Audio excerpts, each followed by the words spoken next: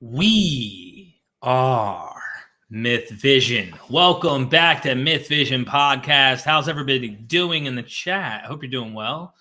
Let me know you can hear me. I hope everything's coming through clear. I have Dr. Richard Carrier here joining me in person. I'm not a docetist when it comes to Richard Carrier. I think he is, he's solid. Definitely exists. Yeah. You're not too hard. You're not corporeal. Like I can actually physically. Yeah. No cast with a ghost here. Yeah. So today we're gonna have an interesting discussion. I don't think we've ever done this on Myth Vision. Really? This particular, you've brought it up. Oh, you mean with me specifically? Yes. Oh, yeah, sure. No, you and I have never talked about We've this. never done this. So, I've talked about this many times, but not on this show before. Right. And one of the things I wanted to do for those who are caught up in the recent stuff that's going on with Mythicist and Historicist is to give Dr. Carrier a chance to just give us a historical model that works. Yeah. Because I want to paint the picture. I think a lot of people who read your work, right, they see you as this guy who's like, I'm a dogmatic atheist, dogmatic mythicist who just can't even picture a historical Jesus being on the scene. Which is weird because that's not what's positioned in the book. But anyway. And I wonder if it's because of the debates that go on. There's always a dick measuring contest online. So what happens is there's overcompensation on both sides from historicist or mythicist. Yeah, I think it's just people just have a hard time actually paying attention to what someone says. So if you advocate a theory, they add all of these other assumptions on top of what you said, right? So just because you didn't bring up the plausibility of Jesus, they'll assume that you don't think it's plausible. Okay. That is a false assumption. It's doesn't follow from anything what someone is saying, but people will leap to that conclusion because they have these preconceived ideas of what mythicists are about. And that's largely because of the internet, right? You have all of these amateur mythicist groups, like Arcaria S's fan base, for example, is religiously fanatic. At Joseph Atwill, it's the same thing, right? These are oh, by the way, he's fanatical. Not a mythicist anymore. Is he not? No, I haven't heard this. Yeah, this is new stuff, and it hasn't come out, so I can't say anything yet. Oh, okay. Atwill has changed his position? I think he's changed his mind on Jesus possibly being a mundane Jewish guy who got killed. Wow, and that would change his entire book. Of course. It would change his whole marketing plan. I don't know. I mean, I'm curious. I figure I'd give you a teaser. But today we have a historicist joining us. So a priori, we're going to assume, because look, I'm a historicist. I think there was probably a guy. Yeah, and even I give it top odds of 1 in 3, right? Okay. So well within the realm of plausibility, right? We're going to pretend we're going to just assume, well, if he did exist, then what? Yeah, that's the thing. Exactly. Yeah. So I'm painting. You're going to see a historicist Carrier today. How does that sound? All right. That's what I do as a historian. So right, you have to model hypotheses and be able to. You have to be able to take them seriously and contemplate them, and work out how much do they fit the evidence, how much do they predict the evidence.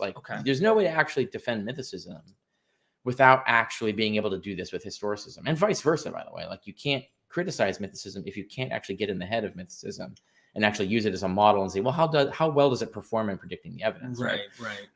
You have to take the opposite theory seriously in order to defend the theory that you want, right? Well, so taking historicism seriously is what I do. Yeah, exactly. You'll be able to flex your knowledge of approaching a historical Jesus model today. And I think we might start with the ridiculous models. Yeah, or models that seem less. We'll put it that way. Let's not be so. People who read my book know the example of Bruce Chilton, right? And I have Bruce Chilton's, he says he has this whole long list of just beliefs he has about Jesus that he thinks he says you must believe given the sources, and it's it's absurd, right? So it's a huge list that almost no mainstream scholar believes is true, right? Some of the things they do, but not the whole list, right? And so the more you stack up all these hyper specific statements and beliefs about Jesus, that he was actually an illegitimate child and had problems as a kid in Nazareth. We have no reason to believe that. So over the top. So that kind of stuff I think is look, you're going way beyond the evidence, right? So, but anyway, we're going to look at that. I think we brought up Wikipedia and it had a list of kind of the standard ones, really, right? So there's many competing ones are taken seriously in the field, and I think those are the ones we're going to bring up. And I think actually, did the list even include the sorcerer Jesus? Because I think it's not even on. It mentions the charismatic healer, but not the sorcerer. But yeah, we'll okay. Get into that. No, but I think that's. I think we should do that now. Morton Smith's Jesus the Magician, right? It's another one of these that's somewhere back here. Yeah, that's one that is very fringe. It's doesn't have a lot of adherence in Jesus studies today. and with good reason. Like the book is valuable. Like there's a ton of research on ancient magic and sorcerers and stuff. And it does situate Jesus in the world he would have been moving in. Right. So like you can see like, well, who are Jesus's competition? Right. And so like seeing the way people write about him, like the Gospels and things, you can understand it more if you understand the context of the magic and stuff. But the evidence that Jesus himself was positioning himself as a sorcerer is weak tea, right? So like you really can't. Wouldn't sorcerer too, as I've been looking into this, magician, there's like this in-group, out-group language going on here. And like if you say someone's a magician, like you're actually saying that they're a crank, word. A crank or a quack. Or, yes, they're absolutely. More, if you say they're a prophet or you say that they're doing something and it's within your confines of your religion, then it's kosher. It's orthodox. It's good. But if they're not your friend or they're your opponent, then they're a magician or a sorcerer or something like that. No, absolutely. It's used as a pejorative, but also like just as it's a regular word, right? So it isn't always a pejorative. It's like psychic, like saying, she goes to that psychic. Whereas psychics call themselves psychics, but we also use it as a pejorative, like psychics. We roll our eyes. You're a palm reader. Right? Yeah. It's like, but that's literally what they claim to do, right? So, so anyway, the Jesus as sorcerer model isn't plausible. The only actual ancient attestation we have of something like that is in the Talmud, right? Like, because in the Talmud, it places Jesus 100 years earlier. Mm-hmm. He's stoned to death in Joppa by the Sanhedrin. And this is Jesus of Nazareth, or Jesus the Nazarene in any case, with a mother named Mary, etc. So we know they're talking about the same Jesus. And they have him stoned to death by the Sanhedrin in Joppa for sorcery, right? And so they have all these like weird beliefs that he I think something like he tattooed spells on him or something. Like there's a lot of like weird claims. But that comes so late. And that's obviously a polemic against that doesn't come from the Christian teaching they're attacking. Right. They're just laying that on it, right? So that doesn't really, you can't really reconstruct Jesus the sorcerer from that. And if that were, and I'm just saying this, if that was Jesus, damn, our sources are so really bad, yeah. So yeah. Well, Martin Smith took things like Jesus takes spit to like. Oh, there is some interesting things. So he does try to find things in the Gospels that track that, but we actually have other explanations of those things that don't track back to Jesus being a sorcerer. In particular, to speak of, the course that I just filmed with you and that you're going to be editing up, eventually will come out next year sometime. Gospels. Yeah, Myth of the Gospels. I think maybe the mythology of the Gospel according to Mark. So we're doing two courses. One is the mythology of the Gospels, where I just do myth and the Gospels. And then the other is just focus on Mark, mythology of the Gospel according to Mark. And I think that's the one where I go into Jesus using spit. And the thing is when you line it up in the internal literary structure of where that appears, it appears in a certain doublet and that matches a water from a rock narrative in Moses. Okay. So what you're looking at is you have an equal explanation here. Is like, well, that might just be water is flowing from the rock because the rock is Christ, as Paul says, right? The water that followed the rock that followed the Jews and water flowed from it. He says that was Christ. Passage, yeah. He says that was Christ. So here we have this, allegorical. Jesus is using spit to like replicate water from the rock and bring healing to the masses and stuff. See, I thought that the explanation that he had, which was really interesting to me, and I don't rule it out. I mean, it's still on the table to me. It's just there's so many other ways to look at this. Absolutely, right. He attempts the first time, and then he has to come back again. Like, damn it, it didn't work. Yeah, but then you have to explain. Right, you have to explain why does the author preserve that detail, or why did they invent the detail? Right. So even if it's a historical detail, like it's the story told to him, he'd say, "Oh, that doesn't make Jesus look good. I'm going to just erase that and retell the story." So you have to explain, like, why did he choose to include that detail? And then once you have a reason why he would include it, well, now you have that same reason for him to invent it, right? And so that's why you have to it's difficult to reconstruct a historical Jesus because it's easy to show that there are reasons to make up these stories, and then you can't rule that out is the main thing. It doesn't mean that they did make them up necessarily. It just means you can't rule that out. There's no evidence for us to work that out. It's kind of so it's like trying to peek behind the made up material. Yeah. Even if there was something historically kernel, we can't reconstruct it because it's been fudged. Exactly. Perfect example that I use in the book is Haile Selassie, which is Rastafarianism believes that Rastafari is the royal name of Haile Selassie, who was the Ethiopian royalty at the time, and he had nothing to do with the religion and denounced it to his death, right? So he's like, I don't know what you people are doing. I had nothing to do with this. But they had they had this whole Bible with their gospels about him and these wild stories about miracles and stuff like that. And if all we had was the Rastafari Bible, and they call it the Rastafari Bible, how would you know what was historical? We can figure that out because we can go to external records and confirm what is true about Haile Selassie. But if all you have is the religious literature, well, that's a lot harder to do because you don't know what they're making up. And even if they're choosing historical details, the reason that they're choosing them is because it favors their religion in some way, right? Got it. So they have they have just as much a reason to make that stuff up as to just lift it. We see that in the Gospels. There's a constant building of legend between Gospels where that's even also the true. one version of it has to beat the earlier version, which already may be a made up point about it. So now you've got like cake on cake layer of bullshit that's trying to say about. So it's hard to know what actually is. I do want to hit these super chats if you don't mind. Reality and Me, thank you for the super chat. Good to see everybody in the house here today. I hope you're in tune for a fun ride.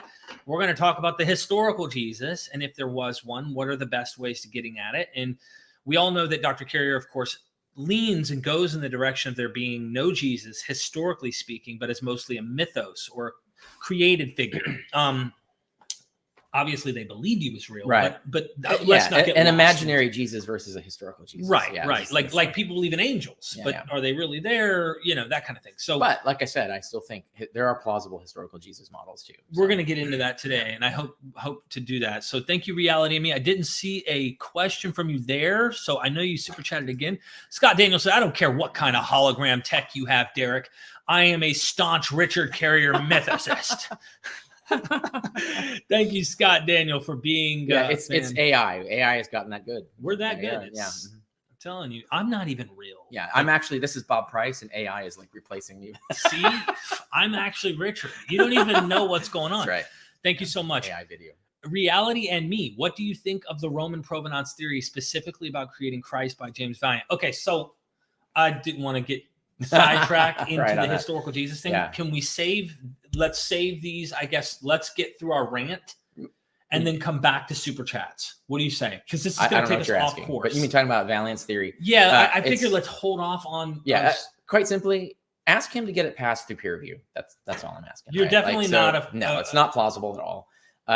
And he's making a lot of claims that are deeply suspect, and his argumentation is really convoluted. So it's really hard to even figure out what he's arguing or how it follows from the facts he presents. So that's a challenge. I would like to see him produce it in such a fashion that it would pass peer review.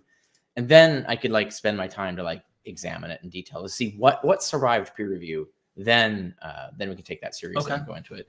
But for him to keep doing this, amateur style, he's making a lot of claims about like what symbols mean on coins and stuff like that, without discussing any of the numismatic literature or iconographic literature in the field. So he needs to be doing a lot more work that would be done if he was an actual historian making this claim, right? So no, I don't think that's believable. The Roman provenance theory, though, usually means at will or something like at will. Or at will, of course, his theory goes back to the Piso conspiracy theory, which is not the actual Piso conspiracy theory.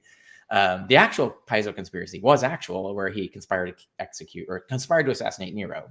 No, but there's another Piso conspiracy theory that dates way back about how somehow the Piso family was involved in inventing Christianity, and it connects Josephus and all these other things. There's people who still circulate this creating. Well, Atwell's version, right? Atwell's version is the one that most people know, where he's kind of like gotten rid of the Piso part and he's just focusing on the Flavian part, right? So anyway, so that is a popular thing. And again, it's deeply implausible. Like there's no good evidence to argue that the Roman Empire deliberately invented Christianity.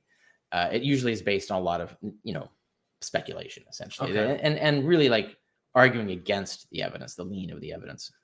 So anyway, if they want to get it taken seriously, they really need to get a version through peer review. Like that's what I would want. Hey, and there's a lot of other theories of the historical Jesus that are implausible that have passed peer review. So you can totally do this. Yeah. Just got to do the work, man. Okay. Well, Reality Me, appreciate the super chat. I'd love to have some super chats that are in the vein of like historical Jesus stuff, but I'll take anything I can get. It is what it is. We'll get to super chats here in a minute. All right. I see you're already distracted here. Yeah. So we'll take it off so you don't see any chat for now, because it might distract you. We will come back to you. Now let's go to the next Jesus here. We talked about the charismatic healing Jesus. I've even seen early art with him having a wand and stuff like that. Yeah, the art is portraying him in that role. That's actually a sorcery role, right? Like is the idea of using a wand to cast your miracles. So yeah, Jesus does get depicted, but this is Jesus Deus here, right? So like if you go to Litwa's book on this, where he talks about that, there's also Matthew's book, Battle of the Gods, Clash of the Gods, I think is the name of it. Where he does the same thing. He goes through the artwork, and Litwa probably even cites Matthews. I'm not sure, but Matthews and Litwa do this same analysis, looking at the iconography and show that it is pagan iconography. They're basically stealing ideas from putting it onto Jesus, right, and then just using that as the way to portray Jesus to the public. It's it's kind of a way, if you're doing advertising, you use like whatever the popular thing is to do to advertise your guy. But that's all really late, right? The art starts like the earliest art we have for Christians is like 3rd century. So this is so late that it doesn't really inform the origins of Christianity, and that's why it isn't really usable for things like Morton Smith's theory.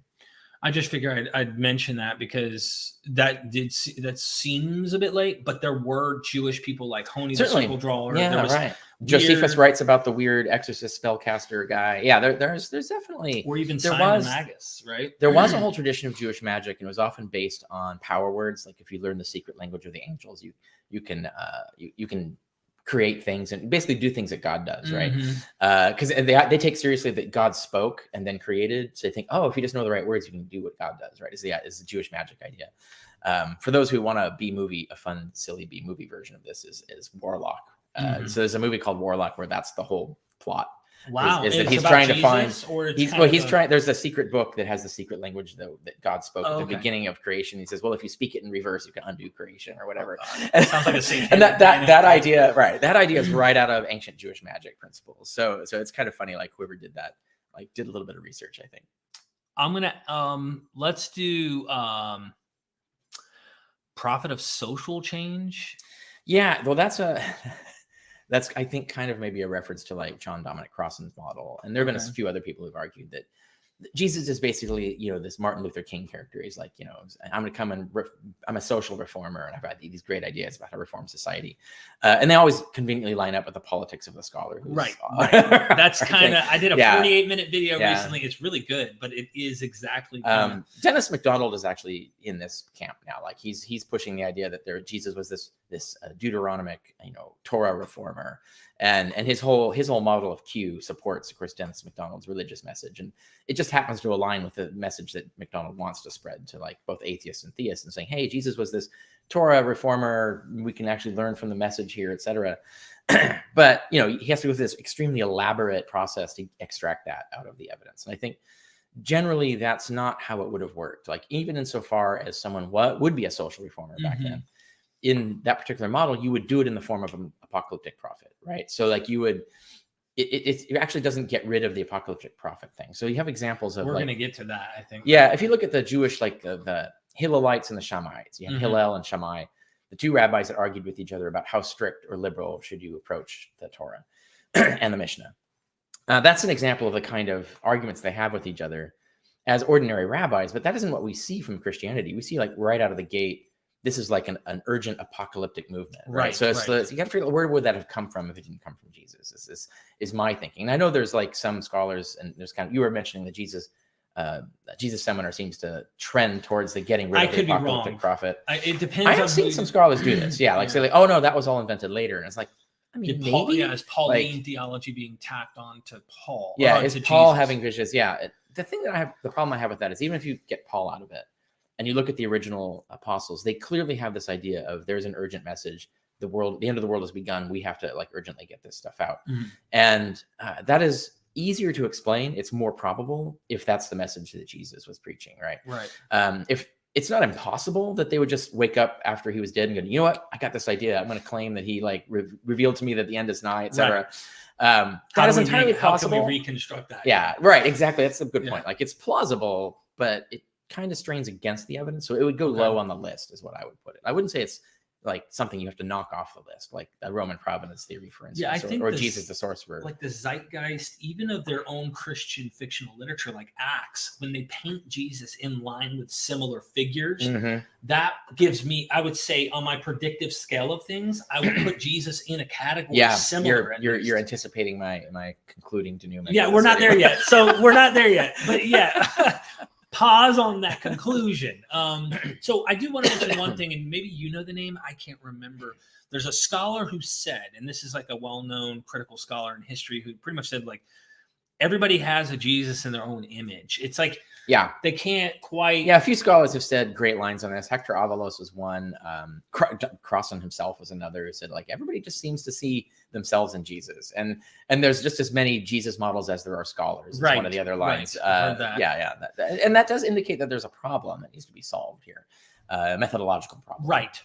And I'm not the only one to say that, by the way. I should say, like, every scholar who's done an examination of methodology. I just mentioned Crossan and Avalos have both pointed this out. James Crossley wrote like 3 books now on this, Chris. So he's been studying like how are Jesus is being invented. And he has a book on like the earlier stuff, and he's big on this idea that scholars are seeing in Jesus what they want to see, right? And so he documents this and stuff, and then he even gets to the zealot Jesus. That idea starts to become popular right around when Islamic terrorism becomes like a major social issue. Now we're talking about Jesus the zealot. Now the theory predates all that, but when it becomes like more scholars are now into it all of a sudden, there's a weird like political social lineup that's kind of like leads you to like, well, why are we suddenly going to this theory? Basically, why now when it wasn't popular, 20, 30 years ago. And so anyway, so James Crossley's done this too. So like James Crossley's talked about this, Avalos and Crossan have talked about this. And every scholarly work studying the methodology specifically has come out with the conclusion that the methodology is problematic, right? So the field is aware of the problems that they have with their methodology. They're just not implementing very well in terms of solving it. So when I recorded the course, and it should be edited sometime in the next few weeks, my goal is to hit the ground running with these courses. Mm-hmm. We did 5, by the way. So for those of you who are looking forward to hearing more from Carrier and taking college level courses with him, we've got some courses that'll be coming out, and that'll be a while though. It's a lot of editing work to do. So it's anyway, it'll be out there. Though. Yeah, be on the lookout. But I did do a course on the quest for the historical Jesus with Elsie Allison Jr., the historical quest from the scholarship. That's what I was just talking to you about. You're asking about the idea of how do we talk about the history of Jesus, exactly. Right? So and that's the historiography of the field. Yeah, he does the historiography. It's so much fun, and then he ends the final 8th course on Dominic Crossan. Mm-hmm. And I had this. This is not just like a Sixth Sense thing. This was like kind of like the conclusion to me was what scholarship wants and what really is attractive to scholars who are in peer review. First of all, when they're doing their dissertation, they're trying to find something that undermines previous scholarship. So they're actually hunting. Their purpose is to hunt for a Jesus that might be different from it's the same. There's a similar problem in all the sciences, which is the idea of replicating someone else's work gets less grant money and less attention and stuff. Whereas refuting someone else's work gets a lot more money and attention. So science has this problem too. But you're right. Yeah, the idea is like, how do I make my mark? I got to do something. And now, really, the real thing is you do have to do something new, right? So like you can't just replicate. That's the problem. So this is what I'm saying. And so, how do you find a new thing? If everyone's paved the road, if the road is paved, why John Dominic Crossan sticks out like a sore thumb in a good way. I mean, he's a great scholar, but even Allison, while he gave the lecture, you can see his tendencies. You can see him go, see, Don has this political world from Ireland. And he says, and what is going on in Ireland, he sees happening in his Jesus study. Mm-hmm. That's Crossley's theme as well. So like Crossley does that.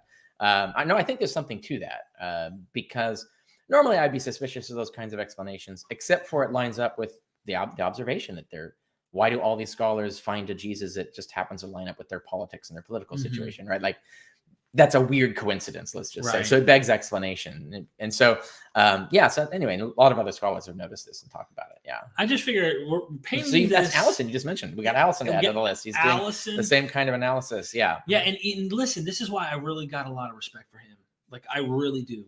Here's a man who in 1970 something had an experience. He can't explain it. And he says, I don't think my mental faculties are all screwed up, which I don't think people who have experiences either. I mean, the brain is a goofy little machine. Anyway, I had full-on hallucinations when I was a Taoist, right? So that convinced me that Taoism was true. So I know what that's like. But he has a conviction, right, of faith.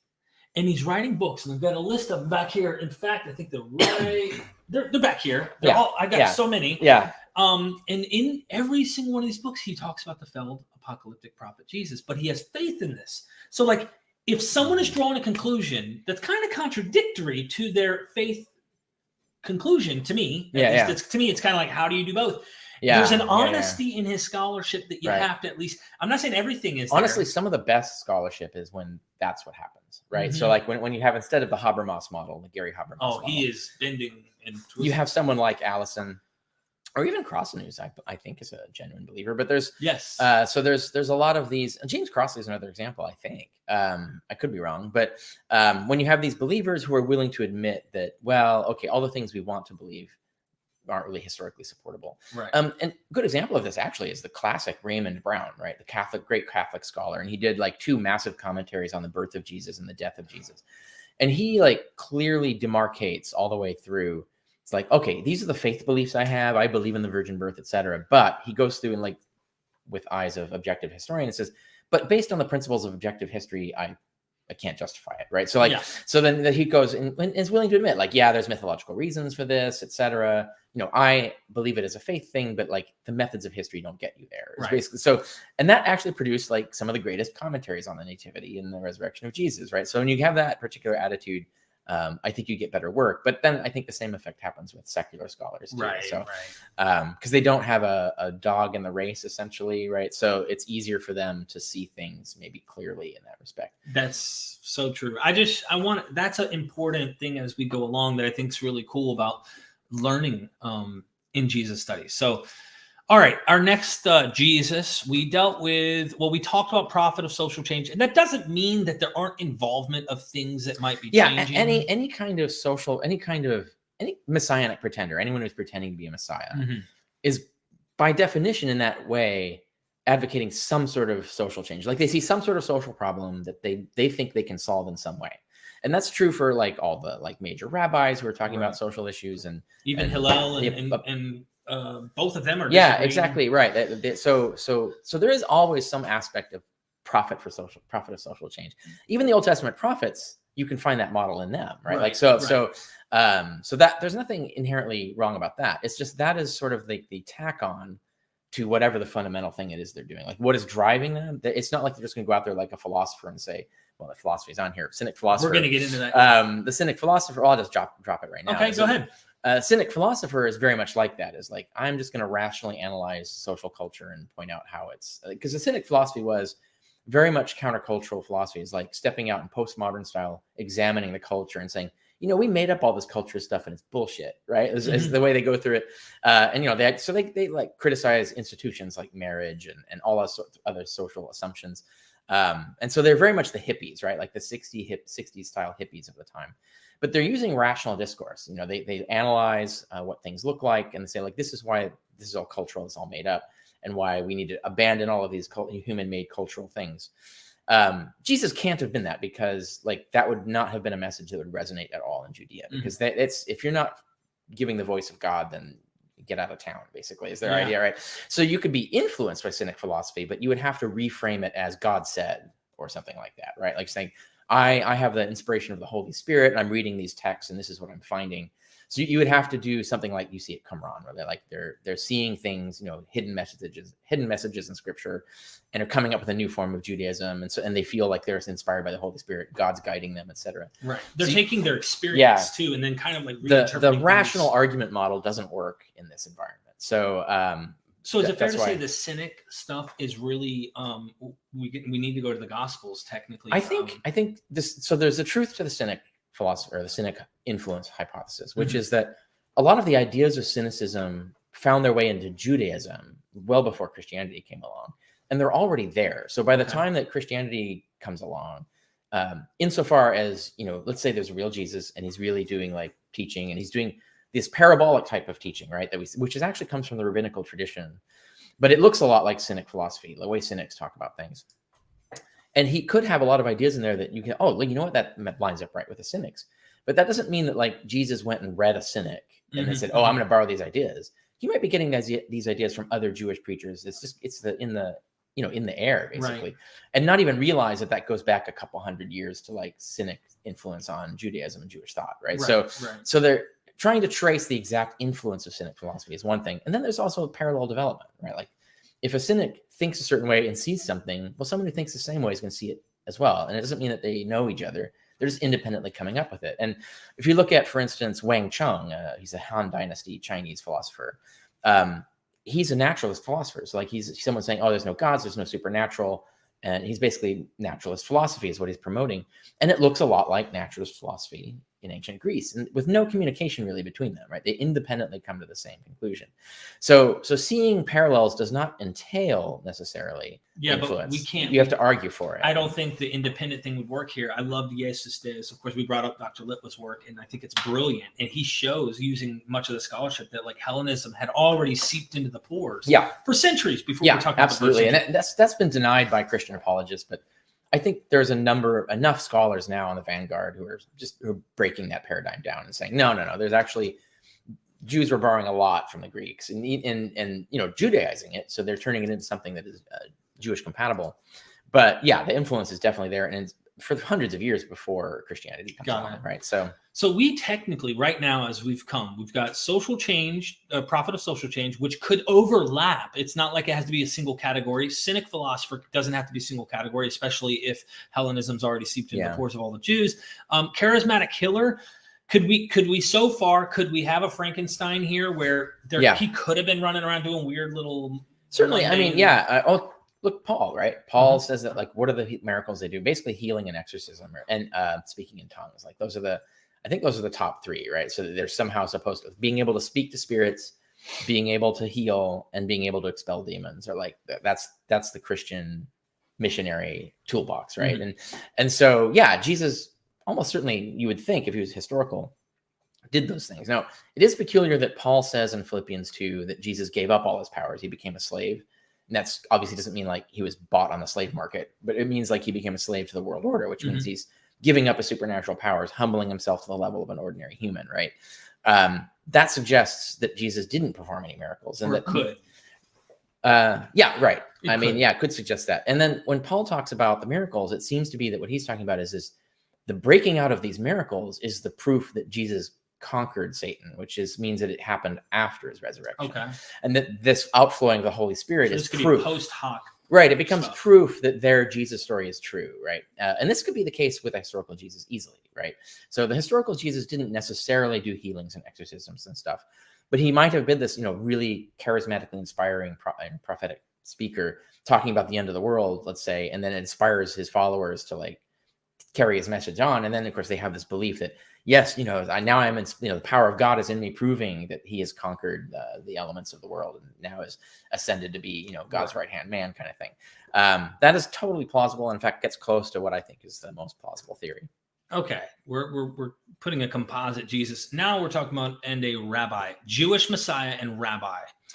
Yeah. Rabbi would mean, of course, educated, literate, and oftentimes people, as an argument against this, will say, well, he was a carpenter. And I was like, well, actually, all rabbis, which is actually vague. It could be any kind of craftsman. I thought maybe a stonemason, because all of his parables, if you grant them, to go back, put your house on a real foundation, the foundation stone, the cornerstone, there's all the stone imagery. Yeah. If he's a carpenter, that's actually a good point. I hadn't really thought of that. But anyway. But it is true that tecton is vague. You normally put the tecton of what? Tecton of wood, stone, metal, etc.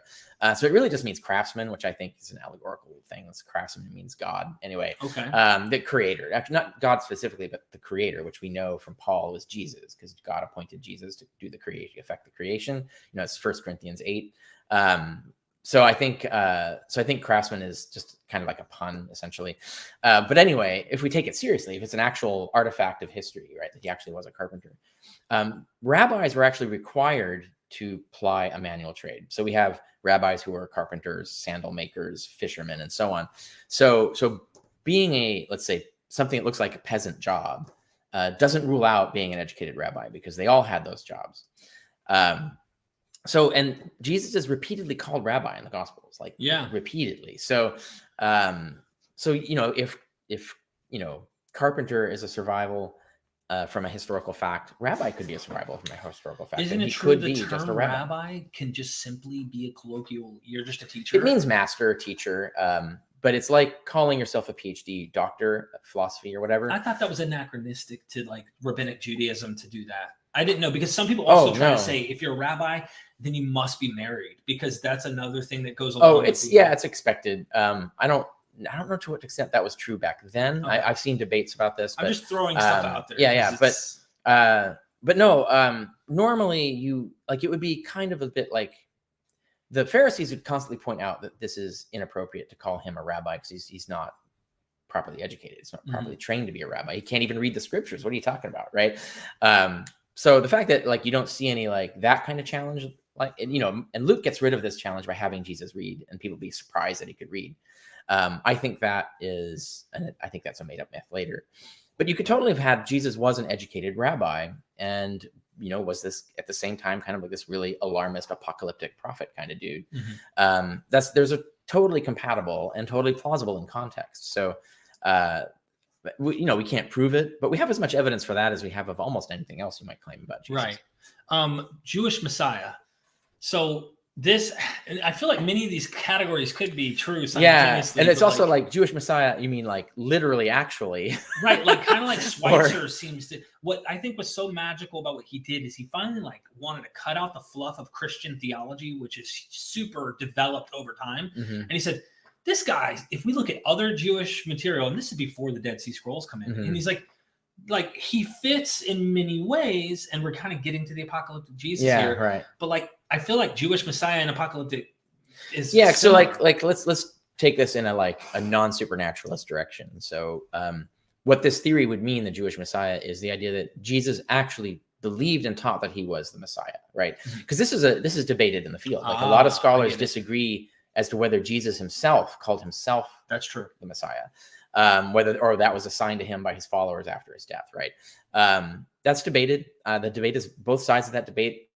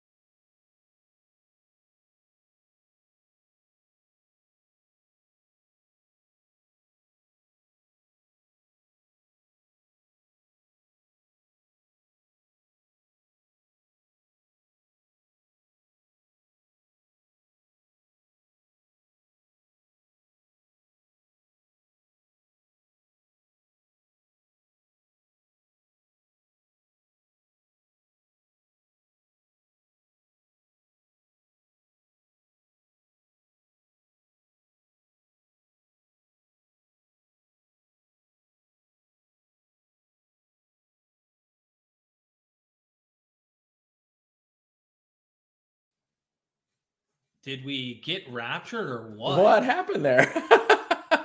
Hello. There it is. If at least two of them pray, it'll come back. Now, have we come back? I don't know how long we were gone. Yeah.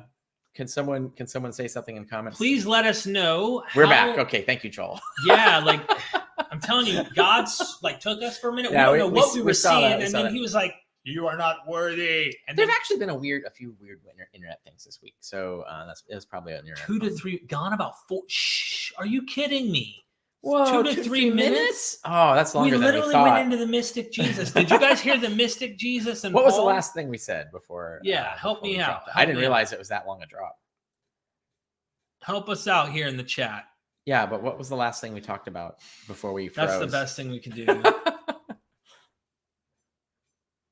They're not answering. Someone asked, I wish praying Derek would reappear with Robin. Oh, well, we lost Mystic Jesus. Help us out, because I want to get into what was Jewish Messiah I Jesus. wonder though, it was still showing that recording for all that time, so it might actually show up. No, in the if recording. we got kicked, then it's blank for a minute there. Yeah, even the recording of this. Okay. Yeah, but so the because recording. our screen didn't go blank for a while. That's okay. So someone said Messiah Jesus. So we did the Messiah. Let's just recap Messiah Jesus getting into mystic. Yeah, because we went from Messiah Jesus, the supernatural, he really was the Messiah, to what would that mean, like in an objective historical sense? And that was the idea. You were saying that he would be like, did he believe himself? and claim, right? And yeah, and there's a dispute in the field whether he claimed that he was Messiah or that was claimed of him later. Like the Hasidic Jews view the one rabbi in Brooklyn. Oh, there's that Sabbatai Sevi, for example. Anyway. Right. I just wanted to use that as an so example. Right. He didn't claim himself to be one. It was the Jews. Right. That It's him. exactly. It could be either model. Both are plausible. Right. So I trend towards he was claiming it. He might have been secretly going, hey, I am the Messiah. He could also have been doing that. I think that's less likely. Okay. But it's a possible thing. So, but the idea, of course, of mysticism is inherent in Christianity, and because it goes all the way back to Qumran, right? So, and Tabor's book, Words Unutterable, something like that. Yeah, I love his work. Yeah, it's all about the halakhic literature and the idea. Like mysticism was inherent in Judaism, and you see it in Paul. And so, like, if it's Judaism and Paul, and the link between them are the apostles and Jesus, like it probably runs causally straight through, right? So you would expect that the mysticism goes straight through Jesus to the apostles to Paul, right? So mysticism, I think, is a plausible component. And this led us to talk about Frankenstein's models, where it could be that a lot of little pieces of all of these theories are true, but they are subordinate to one organizing theory of the historical Jesus. And we were just talking about how many plausible models like Paul has secret teachings. There are things that some people can't handle. The book of Revelation even talks about some of these things. Like there's a lot of weird mystical stuff that happens there. And we were wondering, can the mystical model just fit into any of these technically? And I think it could in some sense. Okay. Do we want to go ahead and just spearhead apocalyptic and then get into super chats, or do we want to? Let's do that. Okay. So out of all of the Jesus models, while they all can be like cherry picked from to fit some way, shape, or form, because they may all be true in a little we didn't cover one, which was militant Jesus. The idea that Jesus, like Bruce Chilton says, that Jesus had an army and captured the temple briefly, and there was a battle. Like there's no way that happened without Josephus mentioning it. So so we can rule that out. But there are like Fernando Bermejo Rubio and other, like there are major scholars today who are advocating the idea that Jesus was actually trying to get an army together, that he was actually advocating like physical violence to retake. So Bar Kokhba would be an example of this kind of messianic figure, where he thinks, I'm picking up swords, getting an army, we're kicking butt, God's going to have our back, etc. So that's like the militant Messiah model, which totally existed. So the idea, though, there's not really good evidence that Christianity ever fit this model. So like if you look in like the letters of Paul, there's no effort that needs to be made to kind of distance themselves from this complaint, right? So like if Jesus was this militant Messiah, this would create all kinds of attacks against their movement. It's like, oh, are you trying to recreate sort of military thing? And then you don't see any discussion of this. It just seems like they're just based on, no, this is an all let's all get along religion, right? Like right out of the gate, like immediately after as Christianity starts, it doesn't seem to be militantly based. So I don't think Jesus was that kind of Messiah necessarily. But if he was, it wasn't that he was gathering an army and getting into violence. It was that he was sort of predicting that was going to happen, like a prophetic, oh yeah, there's going to be a great war kind of thing. That's possible. I think Jesus was trying to do something else, and this gets to what I think is the most probable theory. And we're going to get to that. I just want to mention real quick what the zealot model or the militant Jesus model will do is say that the Gospels are whitewashing to kind of like kiss ass to the Romans. But they'll contradictorily say that, and yet they let leak through evidence of the messianism. Right, like go and buy a sword, cloak. And here's the problem I have with that is that there's no way an author would put that in there. If their goal is to whitewash Jesus, they're not going to let that stuff leak through. So the only way that stuff would end up in there is if the author wanted it there. He has to want that saying there for some reason. And so that doesn't fit the messianic militarist model. That's why I think it's plausible in context and the idea that there were these guys, but it's not plausible in the context of the evidence we have. So I think that goes pretty low, probably the bottom or near the bottom of the list of plausible Jesuses in my estimation.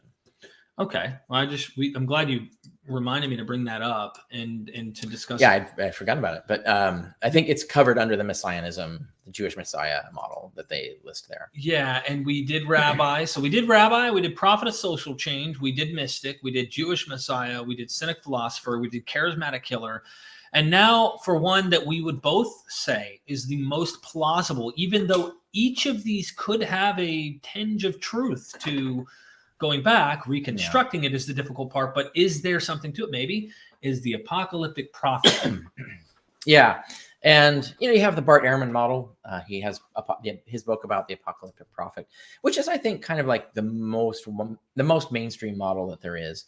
I would go a little further than that, actually. And that is, and I've talked about this before. I talk about it in my book on the historicity of Jesus, which is the idea that, so Josephus writes about a bunch of messiahs. And this I'm getting from the scholarship. This is just something I've noted. Other scholars have noted it, and I cite the scholars on the historicity of Jesus. But Josephus describes a bunch of these guys. He never calls them messiahs, but he describes them in terms that a Jewish reader would immediately know what he's talking about. These guys are messianic figures. They're going to bring claimants. They're claimants, pretenders, he says, right? Mm-hmm, pretending to what, right? Pretending to be what is the question. Yeah, good question. A Jewish reader would go, oh, pretending to be the Messiah. So they're definitely messiahs, and Josephus understand this, and his Jewish audience would understand this. He's concealing it a bit from his Gentile audience by not going into the whole Jewish support for messianism. He's just depicting it as in the Gentile model of someone who's going to conquer Israel and rule it or something. That isn't, of course, what these guys were about. Like right. that. I mean, they might have had that idea, but really their idea was something else. And they thought God was going to come in. Right. They thought God's angels would come down and do the business themselves. But so anyway, so Jesus, he talks about these guys. They're all messiahs, but he never uses the word Christ, which would be the Greek word for Messiah, which means anointed, right? So Messiah means anointed. Christ is the Greek word for anointed. And so these are all Christs, definitely. And there's like 4 to 6 of them Josephus talks about. And but he also says they each did something that resembles and replicates what the original Joshua did. And Joshua, of course, is Jesus. It's the same name, right? So so they're all like, so the original Joshua was the conqueror of Israel. So it makes sense as a messianic model to portray yourself as the new Joshua. Like you're going to reconquer Israel, right? That totally makes synergistic sense. Mm-hmm. And because Josephus is very clearly saying they do Joshua-like things, like they're going to part the Jordan, they're going to topple the walls of a city magically and like do things that Joshua did. A Jewish reader, again, like he's not saying anything. He's not calling them Jesus. He never says they named themselves Joshua or anybody compared them to Joshua. But he gives this description where a Jewish reader would go, "Oh, that's Joshua stuff," right? So Josephus has put multiple Jesus Christs in his text. It's plain there. It's just there's no dispute. That's Jesus Messiah or Joshua Messiah figures for those who don't understand. Jesus Christ means Joshua the Messiah, right? So Josephus already has these models, and you could say maybe he's making this up.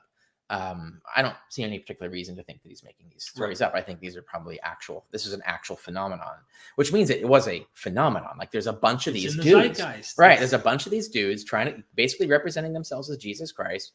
And I think they're deliberately trying to get themselves killed in order to fulfill the Daniel 9 prophecy. I think the connection of Daniel 9 to Isaiah 52 to 53 had already happened. You see hints of it at Qumran. So this idea, they think that there's Daniel 9 says that the reason God hasn't brought about his promise to deliver Israel from all of its enemies is that Israel keeps sinning. And then Daniel 9 goes on to talk about how, well, there'll be this Messiah who will be killed. There'll be some sort of atonement result. And then, of course, atonement means that the sins are wiped clean. Mm-hmm. So now God's reason for not bringing on the apocalypse doesn't exist anymore. So this will unlock God's power to just come in and deliver the promise. So I think these guys are just reading Daniel 9 this way. They're reading Isaiah this way. And they're thinking, well, okay, so what we need is we need the Messiah to get himself killed to atone for the sins of Israel. And then God's reason for not delivering us will be wiped out, right? Magically, essentially. And then God will finally bring about the end of the world that we want. So I think that's what all the guys are doing in Josephus. They all end up getting, well, most of them end up getting themselves killed. And I think they're all doing this on purpose, right? And so I think if Jesus, it would make sense then Jesus would fit right into this model, our Jesus, I mean, if he was doing the same thing, going around claiming to be the new Joshua, the Messiah, and deliberately trying to do things to get himself killed in the end, and telling his followers this, like, yeah, when I get killed, that will unlock the end time clock, and you just wait for it, right? Basically, I think that's what he's doing. That's wow. Yeah, so I think that is the most plausible Jesus model because it has a perfect model already sitting in Josephus. And you know, what are the odds that you have all these Jesus Christs and then another Jesus Christ, and they're not the same. They're not doing the same thing, right? So that's why I think the most plausible model for Jesus is that he's one of these particular kinds of figures. And that fits the apocalyptic prophet model mostly, but it also fits the Messiah model. It isn't necessarily that they're an army to reconquer Israel kind of Messiah. It's a magical, mystical, I'm going to get myself killed so that my blood atones for Israel kind of Messiah. Whereas it's more magical thinking than military thinking. And that lines up with the fact that there's no real good evidence of any kind of military action by early Christians or by Jesus and things. Right. That would kind of defunct the whole idea of. And it would also explain why Josephus doesn't talk about him, right? And so like Josephus talks about the guys in this model who like got a lot of attention. Basically, major military actions were involved. If Jesus just like got himself crucified and like that's the amount of violence, you know, maybe he threw over some tables. He got angry in the temple and got chased out. You know, like there's some minor stuff like that. That wouldn't show up on Josephus's radar, right? Like he might not have even heard the story, or if he did, it's too minor. Like there's no point in bringing it up. Right. So anyway, I think Jesus is this kind of like minor figure. He's just way less famous than the other versions of this model. What I like about if you don't mind me jumping into this, this is what I like about what you're painting here is if we look at the model of both Paul and the Gospels, and we're trying to explain what we're looking at. Yeah. If you're looking at it with the non-mythical explanation, you are trying to see, are there fragments, are there fossils here that go back to Jesus? Yeah. That would fit the death, why he died. He's telling them he's going to die. Right. If he's reading scripture and he's thinking, I'm the guy, or they think he's the guy and they've convinced him, who knows? He might have a little. Yeah, it would explain why they're already talking about, they're already using Daniel and Isaiah as their base text for understanding what happened. It would explain why the creed right out of the gate is he's atoning for the sins of Israel, right? And started the doomsday Jason clock. Staples the other day, right? So it's the idea of how did he start? How did that start the doomsday clock? Why did that do that? And why is Paul using that as part of his? He's the first fruits of the resurrection. I don't. Now there are some scholars who think Paul did innovate all that. That a lot of that comes from Paul. But I think it makes more sense as just that's what Christians were preaching, right? Like, and then Paul is just in on the game. He just joins the game, right? He doesn't create that game. He did create a new version of the game, but I think he's really just adopting a lot of what the Christians were already teaching. He's joined the movement because there's something about it that it's teaching that he likes, right? And even though he was like supposedly a persecutor, like he says he's persecuted the church, he's never clear on what he means by that, like legally, or he just argued with them in the street. Like it doesn't specify. Paul never gets into specifics of what he actually did, but clearly something switched in his mind. Is like, you know what? Actually, I'm freaking wrong. These guys have a better model. I need to join in. And so then something convinced him to do this. It could have been a vision. He's clearly schizotypal. He talks to spirits and stuff. So that totally could have happened. But I think even if it happened in that sense, there had to be some sort of like inner subconscious reasoning that led to that. And I think there's something about Christianity that became attractive to him. And so I think it is this model. Okay. Just so you know, when we did freeze, what are you doing now? I'm just scrolling up. I'm trying to figure out, I'm going to have to go into my, just to get these super chats. Oh, I see. Gotcha. Yeah. We lost them? Oh. Well, we didn't lose them. I will find them, but I'll have to do it a different way because Is everybody watching us talk tech right now? Is that... Yes. Let me see something here. Supers. Okay, here we are. So this, I think, so this should let us see everything that we've done. So that's what I think is the most plausible model for the historical Jesus. And it would also note for people who discuss the Testimonium Flavianum, you'll notice that Josephus there's nothing in that testimonium that matches the Jesus up with these guys. So I think if Josephus would have written about Jesus, he would have totally written about him, lining him up with these guys. Same. That's what I think. It would have followed that model. And so that becomes an argument against the Testimonium Flavianum. The other explanation, yours has a lot of thrust, and I like it because on a historical model, because it does explain a lot of data and it has a lot of predictive points that would make a lot of sense. That pre-existent messianic I need to die figure in Daniel, but also Isaiah would like the reinterpretation. And by the way, this debate that goes on with Rabbi Toby Singer and other Christians about Jesus being Isaiah 53. And I've talked to rabbis, another one, A.J. Levine, who said, well, let me try and bridge this gap ecumenically and show Jews didn't always interpret Isaiah 53 as Israel. Right. Yeah. It is a majority Jewish interpretation, but there are individual claimants. You already have it in the Talmud, right? So they're already reading 52 and 53 as a future messianic claim and not talking about Cyrus and Israel, because the original Isaiah's writing about Cyrus and Israel, right? Like it's all an allegory for Cyrus and Israel. There's nothing really. Pesher and their mystical thinking. But yes, and Staples, like I said, like he would be a good interview on this because he's clearly done a lot of research on it. That there's already before Christianity, there's already a reading of this that is imagining it as some sort of a secret code for something that's going to happen in the future, and it's not what Isaiah originally wrote. And that's how actually Jews are reading all scripture. Anyone who every passage in scripture had some other new meaning that wasn't what the original authors exactly meant. It's modern scholarship that's more interested in getting at what the original authors meant. Most Jews at this time are not. They don't care, right? Or at least how does this matter to that's me? the wrong way to frame it. It's not they don't care. It's that they believe that the original intention was this mystical meaning. And so they want to find the mystical meaning and not the literal meaning. So they're doing the opposite of what modern scholars are doing. Well, just mentioning that to say I like the thrust, because the other explanation for the historical Jesus model is the post hoc one, where after he dies, cognitive dissonance. They come up with the interpretation, right, and that doesn't mean they didn't come up with some. Which the Sabbatai Sevi model is a good analogy for that. And that's a respectable model. There are a lot of scholars who support that as well. I just think in terms of probabilities, the one I was talking about, I think, floats to the top of the list, and that one would probably fall, close to the top, but. It's not my top plausibility. Got it. Okay.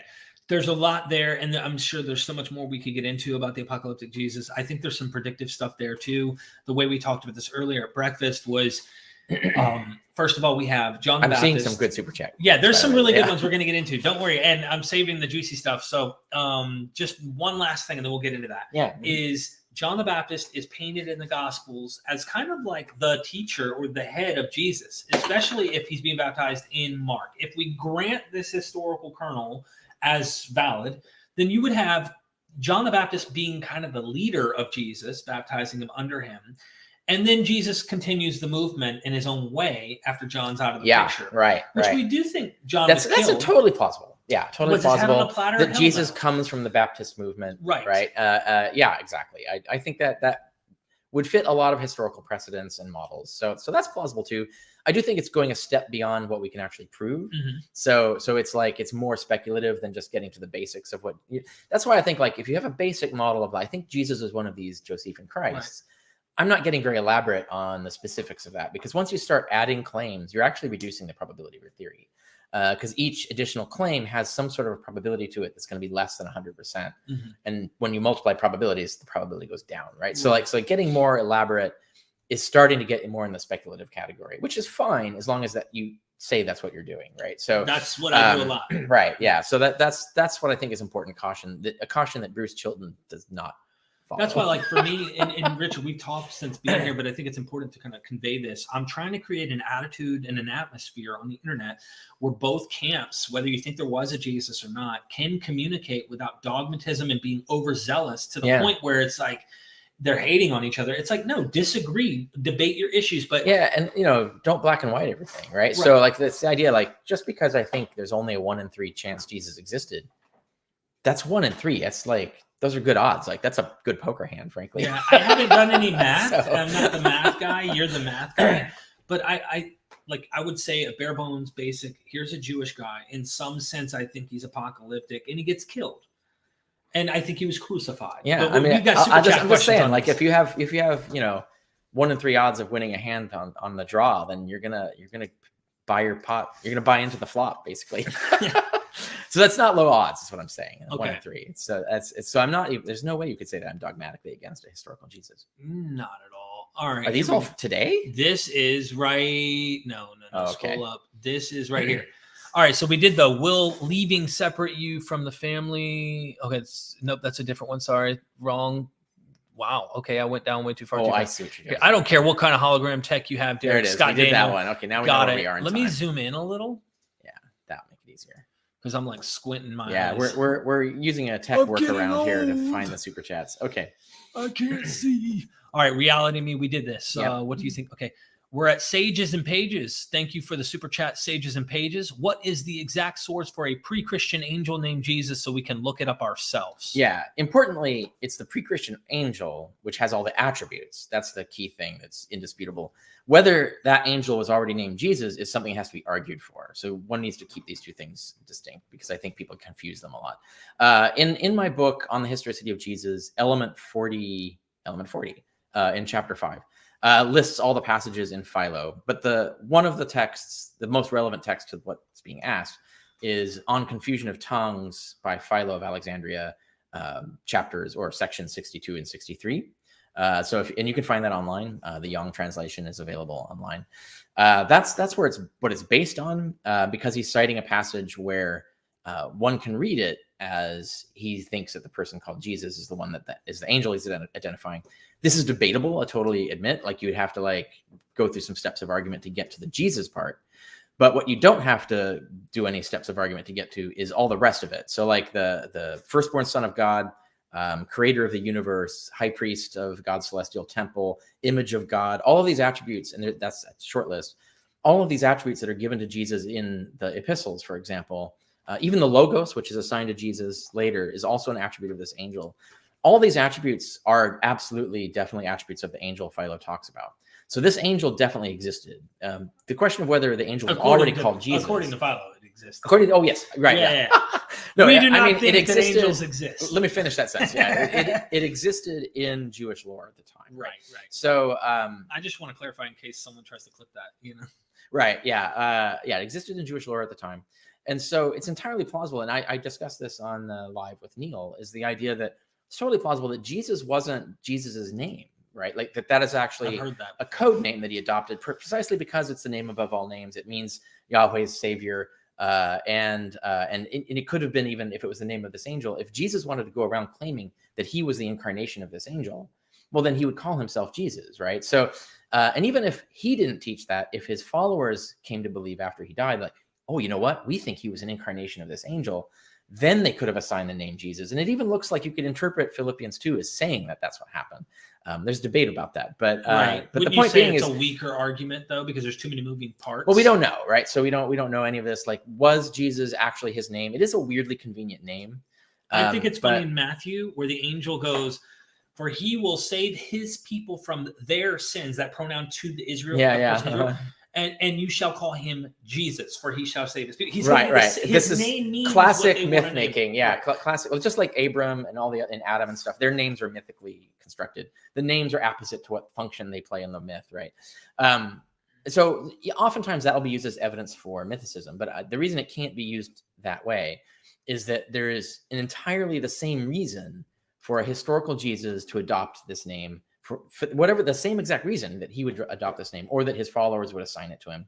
So you can't just assume that Jesus was born with the name, he's not christened, but whatever. I know what you mean. That with the name Jesus, you don't have to believe that. Like, that's not necessarily true. There could still be a historical Jesus. He had some other name, and he picked up the name Jesus later, right? So that, and for the exact same reason that it would end up mythically constructed in Matthew, right? So that doesn't differentiate between historicity and mythicism, but it does differentiate a little bit between different theories of historicity. Okay. Thank you so much, Sages and Pages. I appreciate that super chat, my friend. Aaron in the house. We don't have Jesus on tape or video, just contradictory accounts. The question whether he existed is as relevant whether a guy called Joe existed. Do you want to I don't know what what Look, to respond, but I guess the point, and maybe that, Aaron's trying to defang the animosity that goes on between those who are on the atheist side. Yeah, of right. things. Yeah. Why are we beating each other up over yeah, whether why there's a guy or become not? like a vicious warrior for a historical Jesus? Like or vice it doesn't versa. really even matter, right? Yeah. Or both. It matters very little. It's a historical cosmic sense. question. It's interesting to historians. Apparently it's fanatically interesting to people on the internet as well, but ultimately the Jesus that's in the Gospels didn't exist, and that's the mainstream consensus. So like we could just drop mic and walk right now right on that. So arguing about like the minutia of what is the case, even though we have no texts that represent that case, is really, you're in the theoretical world no matter what you're doing. And this I talk about in the course material we filmed, is that the whole debate is a theoretical. Every historical Jesus is theoretical. Unlike Joseph Smith or Haile Selassie, where it's not theoretical. The fact that they existed is so superbly documented that it is a fact, not a theory. But historical Jesus, that's why we have so many different historical Jesus models, is that that shows you how theoretical this is. And so I think people should just be willing to that's what it is. We're in theoretical debate land. We're not in absolute and fact when I say land. Theoretical, to me, that's synonymous with I'm going to speculate. It's speculation. Theories can be highly probable, right? It's like if you have evidence for them, but it's still, if you're going to create your model, you need a lot more evidence to turn a theory into a fact, right? A lot more evidence than we have here for either side of the debate. So Jesus is one of the worst evidenced problems in history that we can deal with. The evidence is terrible. Like by every metric we have in the field of history, the evidence is terrible. So you're not going to have a definite conclusion of the kind of high probability that we would expect for claims like, well, if someone said Joseph Smith didn't exist, like that would be easily refutable. Whereas for Jesus, like everything is so doubtable. That's what leaves it in theoretical land for debate, I think. Gotcha. Thank you, Aaron, for that super chat. I hope we can try to get along better. Subaslav, thank you for the super chat. If Jesus is the incarnate word of God, creation coming into existence and being held together by, would Jesus be constantly holy from the start? Oh, I'm having a hard time with that one. I have to interpret this one. Is the assumption then that if Jesus was teaching this about himself, let's go back to Philippians 2. So read Philippians 2. It kind of answers this question, because it says, yes, he starts as he's godlike. He's basically, he could try to claim equality to God like Satan did. And, of course, that led to a war in heaven.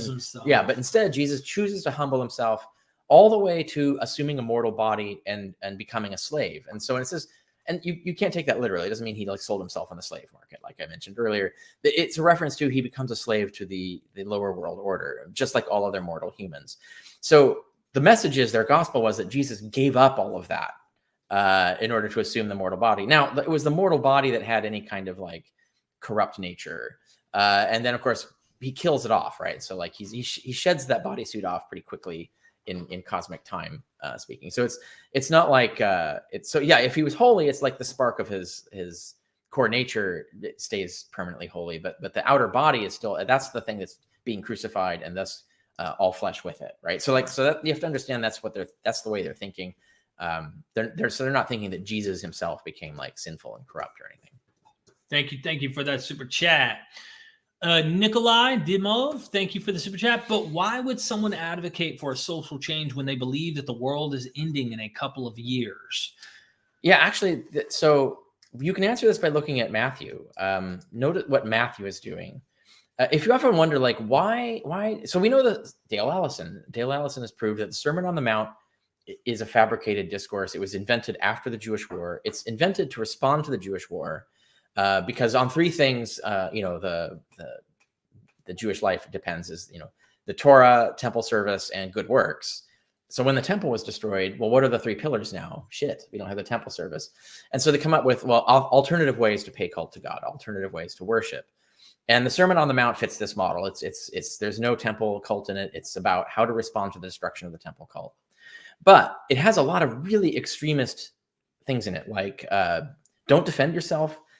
Even if someone robs you or enslaves you or whatever, just let them do it. Just let them do it, right? Like there's no radical absence of self-defense, right? Radical pacifism, give everything up, forgive everything, etc. Like if you look at this and you really analyze it and say, this is a totally socially unsustainable moral system, right? There's no way you can run a society with a moral system like this.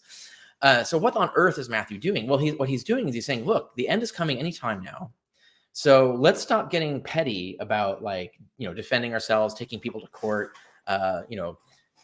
hiring guard dogs to protect our property. Like, you're wasting your time. And in fact, you're risking sinning. Like, all of these acts that you're taking on to defend yourself from thieves and enslavers and abusers and violence and all this stuff.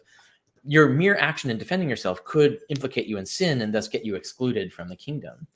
And here, look, it's just a few years, guys. Like, so all you got to do is just take it. Just fucking take it. Be enslaved, be beaten, be killed, whatever. God's gonna because look, what is that to fucking eternity, right? Like, you're gonna be in paradise forever in like a matter of years. So really, Matthew is writing an apocalyptic moral system. This is this moral system that only makes sense as lifeboat morality. Like, it's just a few years. You just got to get through the tribulation. They also might think, and I'm more on the deterministic side of this with the rest of, with a lot of the Second Temple Judaism about apocalypticism. I had John J. Collins on not too long ago, and he was describing not everything was deterministic. Some of it was conditional, but there might be this idea of like, the end is near. These are the conditions you should live as to be ready when he comes. That's right. Yeah. Because at any moment when he comes, you don't want to be caught with your pants down doing the wrong thing. You know what I mean? Absolutely. Like, no, you're spot on. That's what I'm talking about.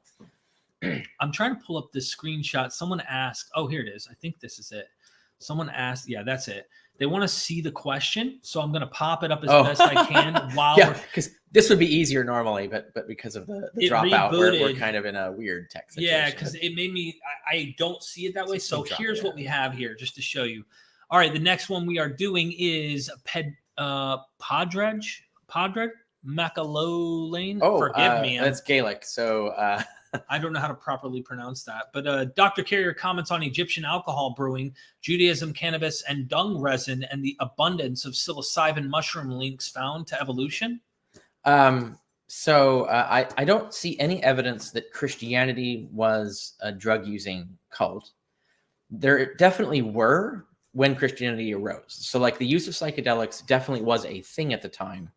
But when you look at the Christian evidence, the early Christian evidence, that's not the kind of triggers they're talking about. They're talking about like incubation, which is like sensory deprivation, sleep deprivation, rhythmic chanting, and schizotypal personality.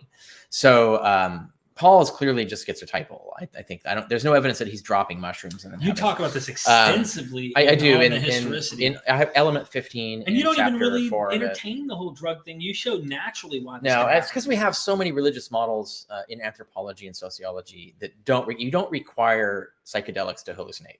I never used psychedelics when I hallucinated. I was able to do it through sleep deprivation and meditation, through creating altered states of consciousness yourself. And in fact, there's a great book called, I think it's called In Quest of the Shaman, which is about deep religious history, like 20,000, 40,000 years ago. And it's about like all the evidence we have of hallucination in shamanic art, and then comparing that to anthropological studies of shamans in societies that still have shamans, right? And showing that actually the human mind is weirdly and peculiarly inherently built to hallucinate. So they actually build a theory of like, we think this has a religious, like there's a benefit to having, there's a benefit to having a small number of hallucinators in your community. And it's just kind of like one of these weird peacock feather things, right? That like it doesn't make sense except in this weird specific context of differential reproductive success. And so that's their theory. And I think like there's some evidence to back this. Like, it is strange that humans are so prone to hallucination because you don't need psychedelics to do it. A psychedelic can make it easier, and it can make more people access the experience. And so definitely it was used. And in Quest of the Shaman, they do talk about the use of substances is probably a thing. And we have plenty of evidence that it was in many cases, but we also have plenty of evidence that in many cases of religious movements that are hallucinating or visionary, halakhic and so forth, don't use drugs. They're doing it. They're getting there other ways. So like sleep deprivation is a classic one. Like one of the most powerful hallucinations I ever had was sleep deprivation. You don't eat for a long period of time. Fasting is a really good point. And then like marathon prayers, like you do these prayers and chanting for like just hours and hours. Repeating crap. Right. Yes. Yeah. Exactly. I've done it. Yeah. I was nutty, man. I mean, it reminds me of I was a Taoist. I was the Eastern version of that. Yeah, you were the Eastern version. The Life of Brian. I'm reminded of the guy standing on the podium, nuts, just going, "Hey, Yeah, Mr. right. Hair!" Like, and everybody runs to him, and you're like, "You're the Messiah." He goes, "I'm not the Messiah. Only the Messiah would say he's not the Messiah." Like, people are just nutty, you know. But I'm with you. In fact, if you are on the nuttier side, and you can look at TV preachers and see this as a fact, you have a better chance at being successful at running a cult. I mean, you just gotta be. I mean, you got to be kind of smart if you're going to do it the way they're doing it and getting all the money. But so there's the Joel Pearson one right on the screen right now. Yeah. And we're caught up, by the way, on all. Oh, we are. Okay. Yeah, all right. so Yeah. Good. Yeah. Which Jesus would win in a battle royale? I actually have an answer for that. Is obviously the archangel Jesus, because as soon as you kill Jesus, he would respawn as this invincible archangel, and that he would defeat everybody. So, but if they're only human and we're only dealing with human Jesuses, and that's all theology, I go with the zealot Jesus. Well, he's a warrior, right? Like, in that case, probably. If he gets to play his army card, right? Or is he alone? Is he alone in a room, or does he get his army? About Jesus with different Jesus, right. Or Magic the Gathering, except it's all messianic figures battling each other, right? All right. I have the shit. I don't have my army card. I'm caught alone. The Egyptian is on his way, asshole. All right, Joel. Thank you so much for that. Subterfugal says, if you could bring, was it Onesimus? Onesimus. The reason being is that's the. So when Paul wrote Philemon, he's writing. I think he's writing about Onesimus or to the Onesimus. slave. I forget. Yeah. What was the one question you would ask? Being that he would be able to answer questions about popular knowledge of Christianity or anything else at that Paul time. Even to find out assuming Onesimus existed, there are some arguments that Philemon might be one of the letters that wasn't authentic. It's usually put in the authentic letter collection, but it's so short, it's hard to stylistically establish that. So, and there are other weird things about it. So it could be a forgery, but let's assume that it's real. And I usually just assume that it's real myself. Then yeah, Onesimus would know stuff about Christianity, and you could, at that time. And yeah, obviously, like if I get one question, and you're talking about Onesimus, so he doesn't know a lot of other things that I would want to know. Like I would want to know things about ancient science and stuff. And like he couldn't answer that question, but he could answer the question about, you'd ask the question about like just basically ask, like, explain to me how your religion started, like basically tell me like about Jesus. Yeah. What do you know about Jesus? What were you told about Jesus? And then find out if Jesus was historical or not. Right. So that's the kind of thing you could ask. I would have to come up with a way to formulate the question, but that would be a classic question to ask is, what do you know about Jesus? Basically just tell me everything and then see what he lays out. There's another question I would have, and this is based on Jennifer Bird has talked about a few scholars who are writing about this letter. This is like a runaway slave. And someone's made a case, don't know who the scholar is. They made the case that this runaway slave may be being sexually abused and they're on the run. Yeah. And is it Paul that's sexually abusing the slave? This is something that is a question. Yeah. So like if Paul is humping his slave and here he is talking in Romans 1, like bullshit to a church he's never met, we'd catch him right now, like Jimmy Swaggart in a hotel with a transvestite doing, I wouldn't put that. I wouldn't put that high on my list of questions. I'm just saying. But yeah, no, absolutely. Sexual abuse of slaves was the norm at the time, and happened quite a lot. In fact, like was even approved. It wasn't even like scandalous, really.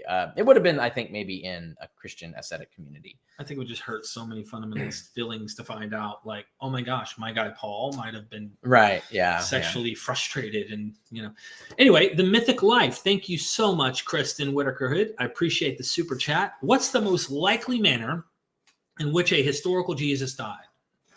Right. So, I mean, obviously, if we go with the majority of evidence, then it would be crucifixion. But when you look at just the letters of Paul, he seems to repeatedly think that Jesus died under some sort of Jewish scheme. Because he says Jesus died under the Deuteronomy law, right? In Galatians, I think it's Galatians 3. He says that Jesus became a curse for us. Mm-hmm. That's a reference to the law that describes Jewish crucifixion, which is you would be stoned. Well, there are 4 methods of killing: stoning, burning, strangling, and beheading. But no matter what method it was, your body would be hung up on a plank or tree for public display until evening, when you'd be brought down and buried. And so that was the humiliation, the kind of like final humiliation for to that. And it's an idea of just basically sort of like purge the evil, like the magic. Somehow this magically purges the evil in some sense. But anyway, it was what they did. And so the exact same terms are used in ancient language in Greek. The exact same terms are used for this form of execution as for the Roman. So there's nothing in Paul that distinguishes between Roman and Jewish execution. And he even implies that it was Jewish, if you're going to follow anything in Paul. And then, of course, if you believe that 1 Thessalonians 2 is not an interpolation, then he outright says the Jews killed Jesus, not the Romans. Then it would be a stoning. It would probably be a stoning, being that the other crimes that required the other killing methods don't really track to the story of Jesus as probably as all the offenses that fall under stoning, blasphemy, for example, blasphemy, sorcery, things like that. It's something to throw out there because Jews typically, they are very negative. Like, could this be interpreted as him seeing Jews guilty? Like ancient, like, why did Bobby not keep the Sabbath? That's why we're stuck here in Babylon. You're talking about the blood libel concept. Like Babylon conquers them. But notice to do that, you have to add a layer of theoretical assumptions beyond the text, right? So if he just says the Jews killed Jesus, like for 1 Thessalonians 2, if that's what Paul said, the most probable thing is that the Jews killed Jesus. If you're going to add on an additional hypothesis that this is an allusion to the Jews getting the Romans to kill Jesus. Mm-hmm. Well, the probability necessarily has to be lower. This is what is it? The banker's fallacy, basically, is the idea: is Linda a banker and a feminist, or is Linda a banker or a feminist? You can look this up. But do we have online. Any examples? But the probability always has to be less. The more things you stack on, the lower the probability goes. So, if Paul just says the Jews killed Jesus, the most probable thing is he means the Jews killed Jesus. It's possible, like let's say 5% less likely, that he means the Jews, instigated the Romans to kill Jesus.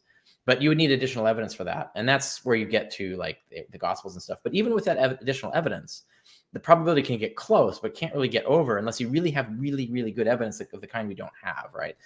Like, for instance, somewhere else, Paul's saying this, that the Jews instigated the Romans to, that would tip the scales in the other direction. But anyway, that's whole digression. I think how would it be if we follow the majority of evidence, which includes the Gospels, etc.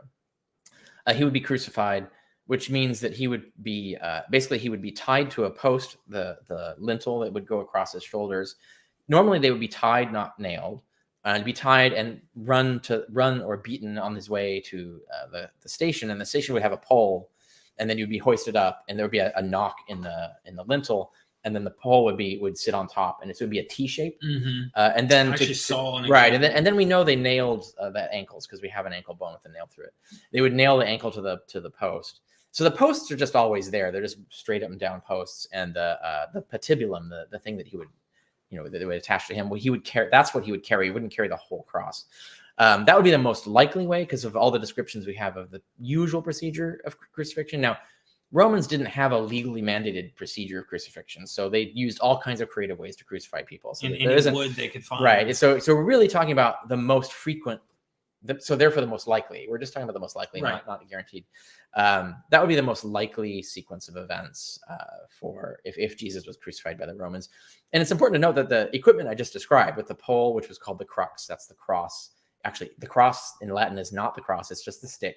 And then the patibulum that goes on top that makes the T shape is what completes what we think of as the cross. That would be the most common. That was actually a common agricultural instrument. It's a vine prop. So that's the kind of thing that is normal. And that's why you see some later art of Jesus is being crucified on scaffolding. And that's another form of vine propping. So this is an agricultural instrument that's everywhere, so you always have it on hand. You're helping Sharia estimates. No, I'm just kidding. Well, he's an agricultural dying and right. No, but this is just a practical reality that you wouldn't necessarily need to have specialized crucifixion equipment. You just go grab a vine prop and use it, right? And when it's I think probably once they start using it for executions, doesn't get repurposed. It gets used until it can't be used anymore and it gets thrown away. But still, I think, the supply, you go to the warehouse and grab a vine prop, basically, is the most frequent way to do this because it was the easiest and it was the simplest form of doing it. Before we leave her question, going back to Paul, because I didn't want to interrupt your train of thought here. Yeah. Are there any examples of Jews crucifying other Jews anywhere around the time of Paul. So by the way you're using the word, and I mean hung after they're dead for the whole day. Oh, hung after they're dead. Yeah, do we have any contemporary accounts of that? Contemporary accounts, like where they hang him on a cross and so for instance, it's literally described in the Mishnah as legal procedure. So there's no like a narrative of anyone. Right. It's just in the law, in the Mishnah law. I'm just thinking analogous. But there are passages in the Old Testament where it's described. So, and I cite all the passages on the historicity of Jesus in the chapter 4 when I go into definitions, and I go to definition of crucifixion, and I'm relying on like a lot of the latest scholarship I'm using their scholarship on this, and there's been some really good scholarship on crucifixion in the ancient world, including on the Jewish form of it. Okay. So I don't think we have a narrative like we have for Jesus. I don't think we have a narrative. We have hardly any narratives of anyone being crucified. Like we have, the Satyricon mentions there's a story in which there are crucified people in the story, but it doesn't go into detail about that. Josephus mentions people. Josephus, right? Josephus mentions that they were still alive. Like they were still alive until they were taken down, and two of them didn't survive. Right, exactly. The Roman system was to just like use it to let you just die on the cross, and normally it would take days, right? Like so, it would take days for you to die, and that's why it's so. There's the Gospels write it as Pilate being surprised that Jesus is dead already. Like what are you talking about? It's only been a few hours. That actually tracks how crucifixion would work in the ancient world. That's plausible fiction about Jesus. Thank you, The Mythic Life. Appreciate the super chat. Blake in the house. Got any thoughts on John chapter 21? It seems like a redaction to depict Cephas more positively in relation to Jesus. What was the intent of the redaction? This is one of the vexed questions in the field. There's a lot of scholarship trying to debate this. I don't know that it's a resolvable question. I know there are different things happening in there. So that's the other problem. And it's been redacted. So we don't know really, like, it's not like someone took 21 and just slapped it in there as we have it. It got slapped in there and then possibly was modified later. Like other things were added or taken away. John is a mess as a gospel. So if you look at, let's see, in chapter 10, section 7 of On the Historicity of Jesus, I cite some works on the redaction theory of John. All the leading scholars on the Gospel of John, including N.T. Wright, I believe, and others I cite there, they go into these analyses. While Whitechin's book, The Gospel in Two Editions, so it's called A Gospel in Two Editions. We now think it's 3 editions, but that book, The Gospel in Two Editions, goes into the analysis of this. And that's kind of one of the classic texts in this discussion of how do we answer this question. There's been more scholarship since then that has modified this and so on. So it's a big field of trying to figure and answer that question. But definitely Gospel of John entirely has gone through multiple redactions where it's been reordered. It's been things added, things taken away multiple times. So we do not have the original Gospel of John, and it doesn't survive. And so that makes answering this question vexing. It's because multiple authors have been meddling with it with multiple different motives, right? Yeah. And so it's hard to answer that question. The pericope adulterae, like there's a lot of obvious ones most people know, but in John chapter 21, what really makes me my red flag and my ears go up is this whole final tradition where it's like he would not die, about this disciple that would be alive. And I'm looking at earlier synoptics, which I think John knows all about. Of course, at least the final redaction.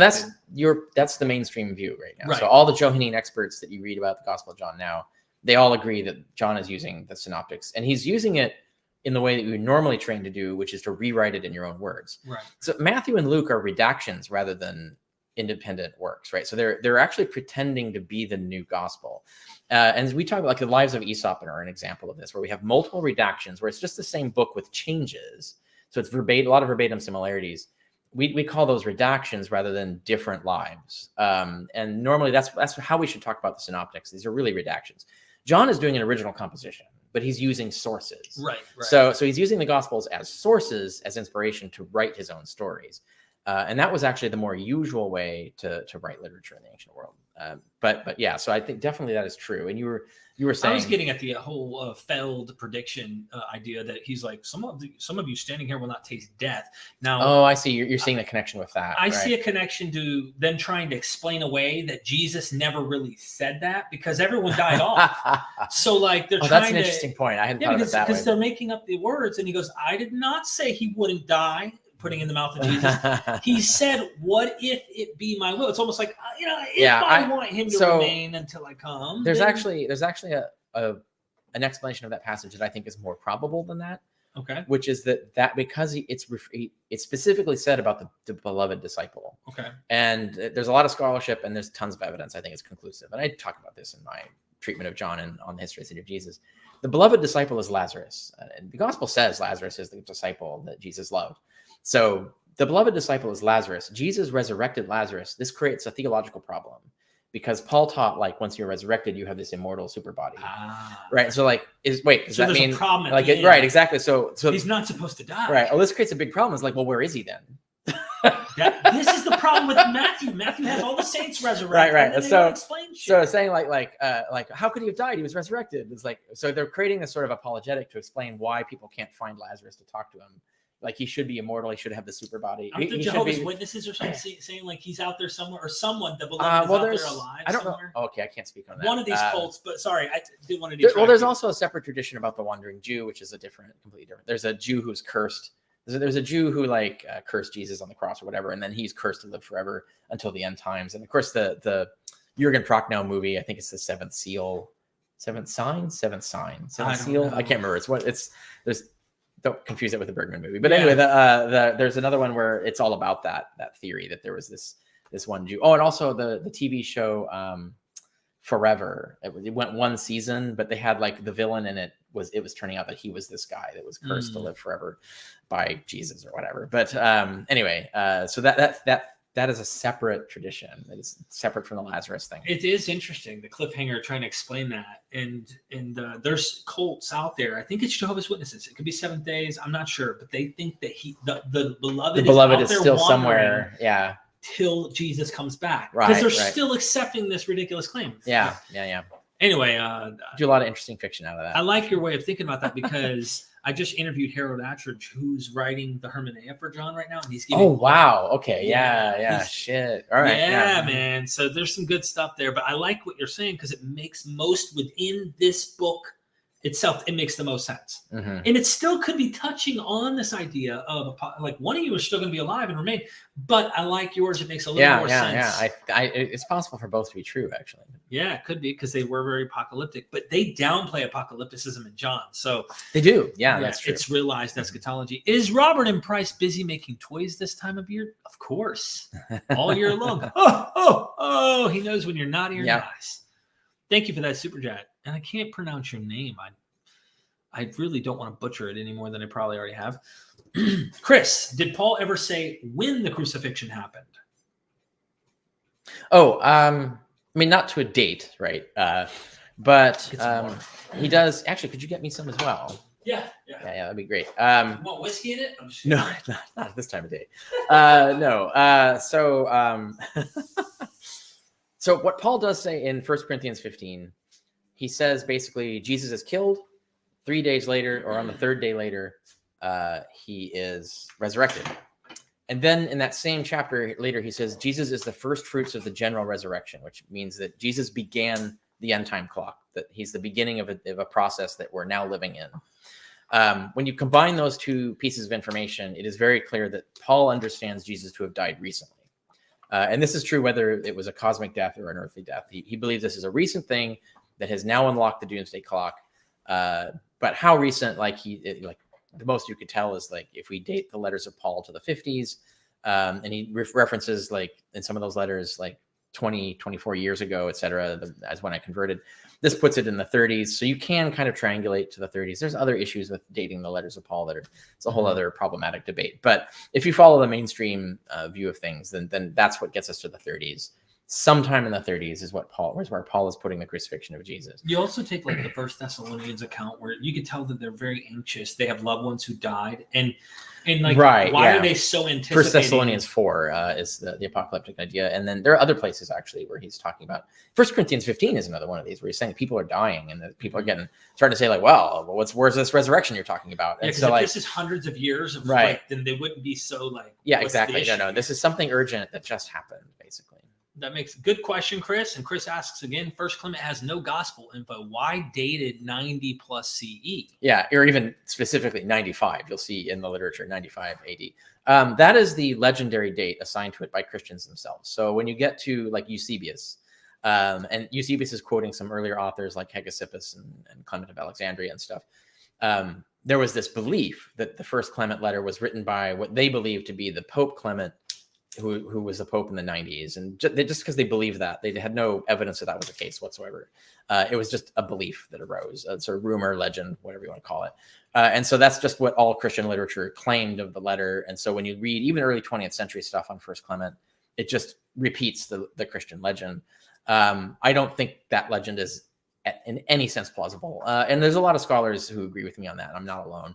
The letter First Clement is written in a way that is based on the assumption, like the letter makes no sense whatsoever being written after the Jewish war. There's so many points that the letter makes that war and the destruction of the temple cult would matter to, that they would be like zingers. Like there'd be no way that you would leave out the best argument you have for your case. So First Clement seems to not know that the Jewish temple cult doesn't exist anymore. So that puts it in the 60s. But he doesn't know Paul is dead. So it puts him after Paul, and we put Paul in the 50s. So then there's not much room between the 50s and the war, which starts in 66. So First Clement almost certainly is early 60s in my view, and in the view of several other scholars. Thank you. Thank you. Chris, again, what now lost historic book would clear up the non or historicity of Jesus? Well, we don't, unlike most other ancient history, where we know the names of and contents of books that we don't have. This is a main frustration in ancient science, where we have descriptions and titles of books on experimental studies in ballistics and gravity that come after Aristotle. He so desperately would want those books because it would teach us so much about how because they changed a lot. A lot of Aristotle's mistakes were corrected by later scientists. And his brain science was completely resolved within like 100 or 2 years after Aristotle. Working at your desk. Yeah. Sorry. And vibrating the thing. Yeah, Right. So there's so many books that we know about, and we say, yes, I want that book. And we know like Celsus did an encyclopedia of the arts, and we only have the medicine section. We'd like all the others. We know for the subject we're talking today about ancient religion, Varro wrote an encyclopedia of religion, where he talks about all religions, where we know he would be talking about mystery cults and stuff. From a pro-pagan side, right? So oh man, we would love to have that book. We would love to have the histories of Pliny the Elder, because he lived through the Nero reign and wrote about it in this book. And therefore, if there was a Neronian persecution of Christians and anybody was using that it would have been using him as a source. So if Nero persecuted the Christians, that story would be in there. We would have more information. Is this the other Jewish historian that we don't have? Because there was a Jewish historian. Well, you're thinking with Josephus. You're thinking of Justus of Tiberias. Yes. Yeah. I wish we had his works. Yeah, I don't think Justus will have mentioned anything to do with Christianity. So in answering this question, I would say Pliny the Elder's History of Rome, because now I strongly suspect there will be no mention of Christianity in it if we find it. We actually could find it, by the way. There is still a library sitting in Herculaneum, buried in volcanic ash that we stopped excavating because it was destructive. But there's probably hundreds of books sitting under there, and we now have the technology to look inside because they're charred, so we can't see them. But you can use X-ray tomography and things now, but to look inside and see the text. But anyway, that library is there, and Pliny the Elder was a major naval commander just across the bay. Like literally, he probably knew the family who lived in this villa. So the probability that they would have Pliny the Elder's history is high. Like that book, there's a really good chance that book is actually there. And so if we went in and got if we went in and got it, just imagine, and we would want to read that section of Nero, the fire of Rome and who he blamed for it and so on. He's getting the medicine, just saying. Okay, and just so what would we base that on? I suspect what will be there is a discussion of a completely different figure and a completely different messianic Jewish movement, and had nothing to do with Christianity. But if Tacitus is getting his data, like about the crucifixion of Jesus and stuff, from this book, then there would be probably a more elaborate explanation of the belief. And this would date to the 60s. This would be someone who was there, so they would have the information from the 60s AD. Which means that would be pretty strong evidence that Jesus existed. Like that could answer the question. And right? you would just rewrite your. Yeah, I would say like we found this new demonstration that shows it. I think you would still hold to the mythos. Well, yeah, that's mainstream. Comparison Yeah, stuff, I would but still be in the mainstream of scholarship. You would just put the Gospels are on the other mostly. side. Yeah, the Gospels, right? Mythicism would still be. Well, no, I think its probability would drop pretty far. Like it would drop off the list of plausibles. I think if there was a believable discussion that looks like Pliny was informed about Christianity in the 60s AD, then I think that would nail it. Like that would be extremely good evidence for the historicity of Jesus. Thank you so much for that, Chris. Constellation Pegasus. Richard, what books that you have written worth getting debunking Christianity and Judaism?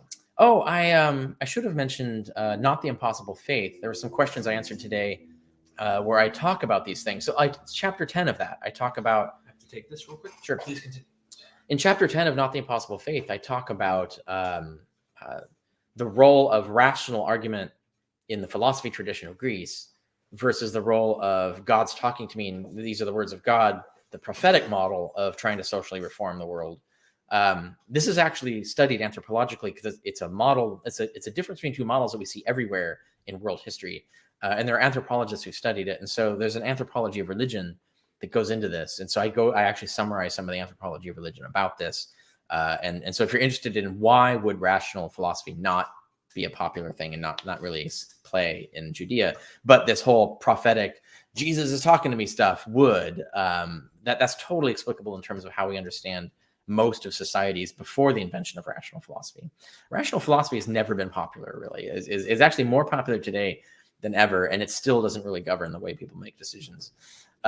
Whereas, so we've at least gotten away from, through the scientific revolution and the Enlightenment, we've changed from this idea of let's listen to prophets to let's look at the evidence, right? So they've won, right? Right, yeah. But the majority of first world society, right? So anyway, that's an example of one. Reading Not the Impossible Faith. There's a lot of material in there that debunks Christian apologetics, gives you interesting facts about the ancient world and context. So it's actually it's just fun. Like it's a fun book, and it teaches you a lot of stuff. So that's one I often recommend. I'm actually quite happy with that one. And then of course my books in ancient science. I got it on Audible and I listened to it at like 1.5 times speed to try. It's so long.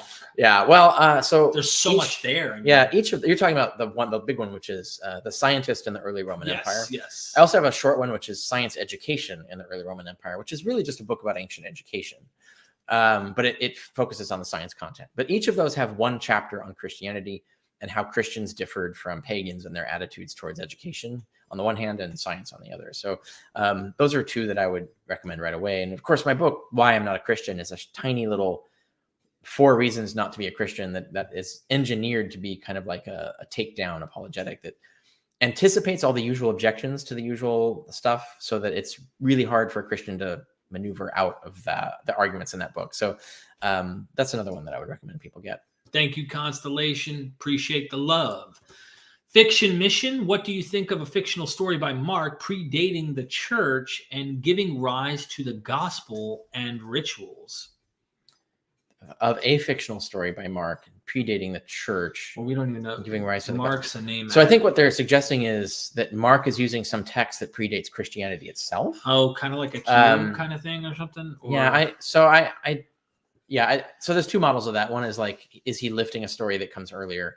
I mean, he obviously to give you an example, some tradition. Yeah. If you look at Luke's nativity, and Luke does a parallel nativity with the nativity of John and the nativity of Jesus, and they're paralleling each other.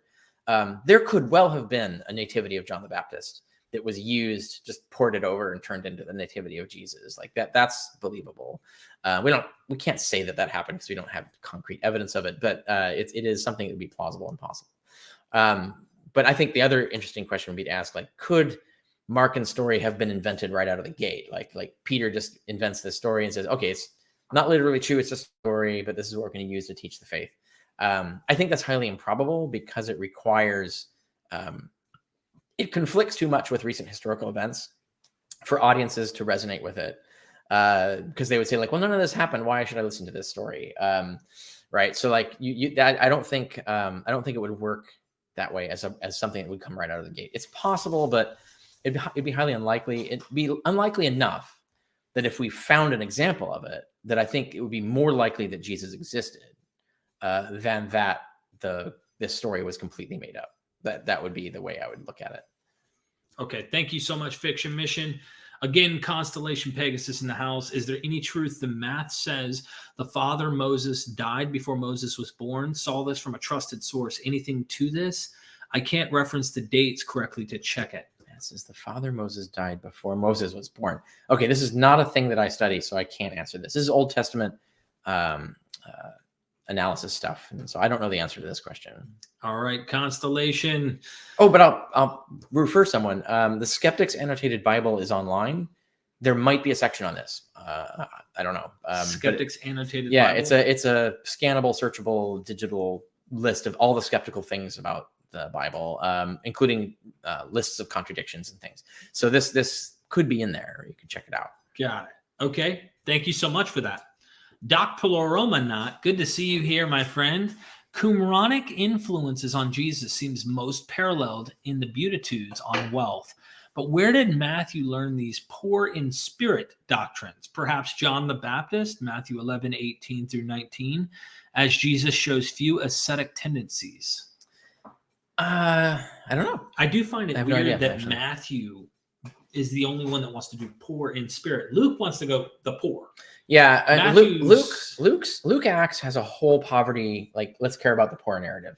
And Luke Acts purports to be written to a member of the upper class. So it is very much a kind of like, how would a preacher sell Christianity to this rich guy? He wants to like put in a whole bunch of things like, you should donate a lot of money. Yeah, right. Right. So this is very much a propaganda treatise to the rich members of the church to give more money to the poor members of the church. That Matthew might also be, because in a different way, because what if he's, trying to hit an audience that, hey, look, we know you don't want to give up all your riches. Jesus says, sell everything you own to come follow me. What if he's like, look, you don't have to give all your money to the poor or try to give it to the poor. You can just be poor in spirit. I don't know that Matthew has that attitude. I think Matthew's writing for a community that doesn't have a lot of rich members, and it's mostly could be. It's more of a communal society. It's more like Paul is doing. He's creating these communal societies. There's more socialistic, like we see in Acts being depicted, although Acts is probably radicalizing the picture. No, I think if you look at the context, Matthew's talking about like the least shall be first, right? So like even people who don't have the gifts of the Spirit, they also are going to be blessed, right? Like, so they're actually the people who purport to have like miraculous powers and gifts of the Spirit might like get haughty and claim that therefore I'm better than you, and like their idea is like no, that like even people who don't get gifts of the Spirit, even people who have shitty luck and stuff, they're actually going to be first. Like they're on the list. Trust me, that kind of thing. Okay. I think it has more to do with that. But I can't say so for sure because this isn't a question I've done a deep dive in the literature or the scholarship on. Well, I could be persuaded to a different conclusion. When you look at the synoptic parallel where it says poor, it literally changes. Yeah, Jesus alters. I mean, Luke alters it. Yeah, it totally has a meaning. What that meaning is. Yeah. I like your idea though. That I think Luke deliberately turns it into a statement about poverty because then he adds more stuff about poverty as well. So I think Luke is doing that on purpose. Thank you, Doc. Really appreciate that. Did we answer the question? Perhaps John the Baptist. I feel like we did, but the ascetic tendencies, right? Is Matthew? No, we did. We kind of covered like what the possibilities are, but no, this is a thing that you'd have to do a deep dive into the scholarly literature and see. Okay. You could start with the latest Hermenea commentary, but that's not out yet. But the latest one is, and I think it is kind of old. The one that's out, the John one that's out now. Needs an update, and so that would working on it now. Right. That would explain why we've got one going. But nonetheless, like that would be an example. We'll go to the biblical commentaries and start the thread of research there.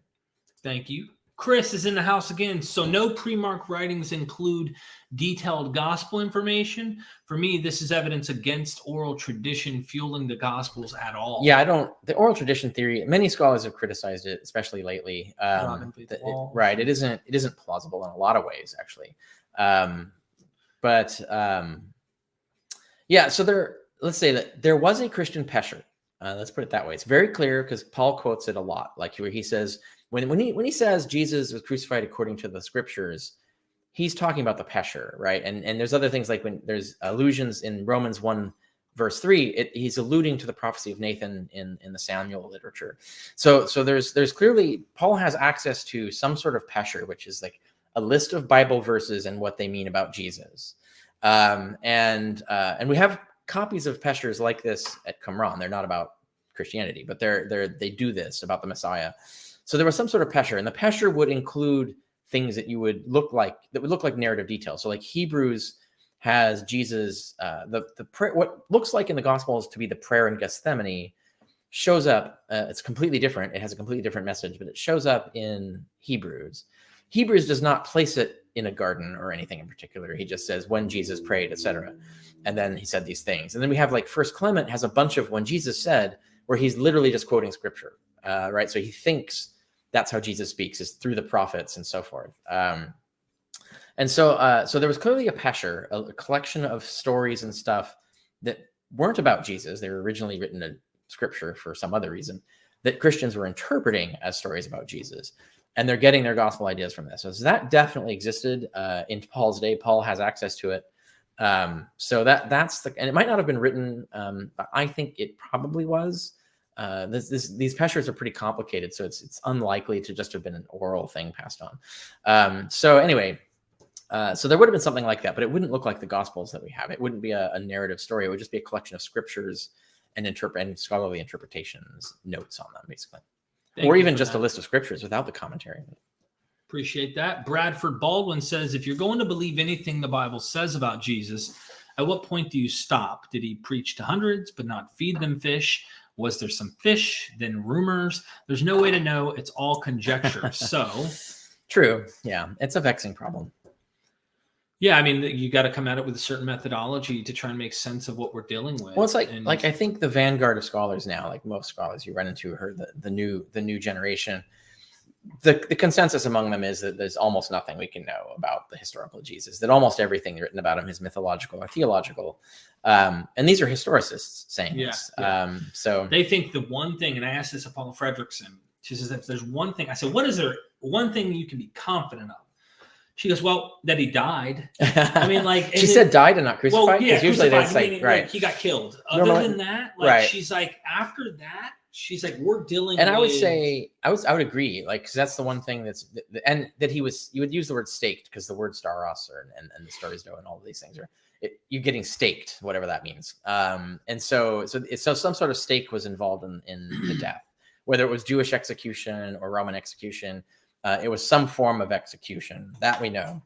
That not that he would die, not that he was killed in battle, but that he was executed by some legal process. That would be one of the most secure facts about Jesus. She took the approach, of course, that Rome crucified, because she said most people had I think most people, that's the mainstream view, right? Right. So, she says they had a boner for crucifying Jews. Like, right. It was just their definitely so there's nothing implausible about that's what she said she would put confidence in, and then after that she was like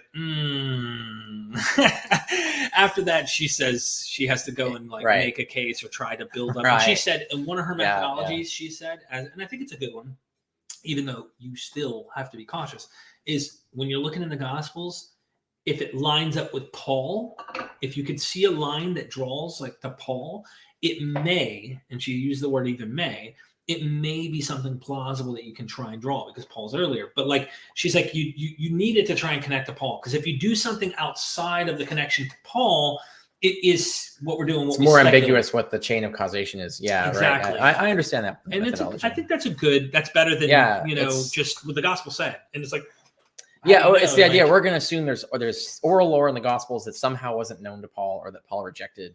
That's a lot of scholars have taken that position, and I think there's more scholars now are starting to be skeptical of that position. At least lower your confidence is the goal, right? Certainly mathematically you have to, because stuff that connects through Paul automatically has a higher probability than stuff that connects through a hypothetical trident, right? So like as soon as you're adding a hypothesis to your chain of causation, the probability drops. And even if it drops only a small amount, it mathematically necessarily has to be lower. That's the fact of it. I agree. Constellation Pegasus, were the Levites responsible for the Exodus story? Why were they given power in the first place? This is outside of your... Yeah, this is outside my area, but it's been written on a lot. I think Deaver writes about it. I can't think of what the latest There have been a few things discussing about why were certain texts invented to tell certain stories. There's actually a lot. Like if you look at the last 10 years, there's been some books on this from major scholars in Old Testament studies. I would go look at that. Go find out what the literature is lately. Okay, I got to take the super chat thing off because we got to hurry up. I don't want you to be here all afternoon. All right, I got to scroll up here. Sorry. We probably need, I probably need to wrap soon. I am literally, So I just didn't want to keep you forever. And then you'd be like, dude, this guy. Scrolling up here, trying to catch up to where I was. Oh, I see. Gotcha. Yeah. So you see, we have it finally populated. Yeah. Yeah. Right. Okay. So just to make sure we're on the same page. Yeah. That was the Levite one. Now we are at, and if you're here, hit the like button, go in the description, help support us on the Patreon, check out ways of supporting by the books that Dr. Carrier has. Be on the lookout. We have courses that are coming in the future. And let's try and bang these out. Constellation Picker says, any good books on debunking astrology? I don't know the answer to that question, but look into Center for Inquiry. They probably would know the answer to that question. Personnel at CFI Los Angeles, for instance, might be able to answer that. Thank you for that. Rainbow Krampus. Does historical Jesus make logistical sense, i.e., how do people who cast off worldly goods afford to eat and travel? Any sources on how itinerant craftsmen operated in the empire? Well, the model would be, people are still working, right? So it would be through charity, basically. We have lots of evidence of people living on charity in the ancient world, both in the pagan world and the Jewish world. And it would be like you would have a group of people and everybody's doing jobs. And yeah, itinerant craftsmen, you have in every town, you have like a little place that's known where you just hang out. And then people who need someone, they would go and, hey, I need laborer, you, dude. And then you go to that part and then you hire people. And so that would be one way that you would make money is by doing that, basically just going to the sort of the labor circle of town or whatever, and then people know laborers and craftsmen hang out there. Mm-hmm. And if you just need something like I'm moving, I need to move my furniture, you come, that kind of thing. Jesus even gives a parable where he references this phenomenon. So yeah, that's how you would do it. And from town to town, you would just quickly figure out like where's the place you hang out, and then everybody in town knows to go there if you want to hire someone to do something.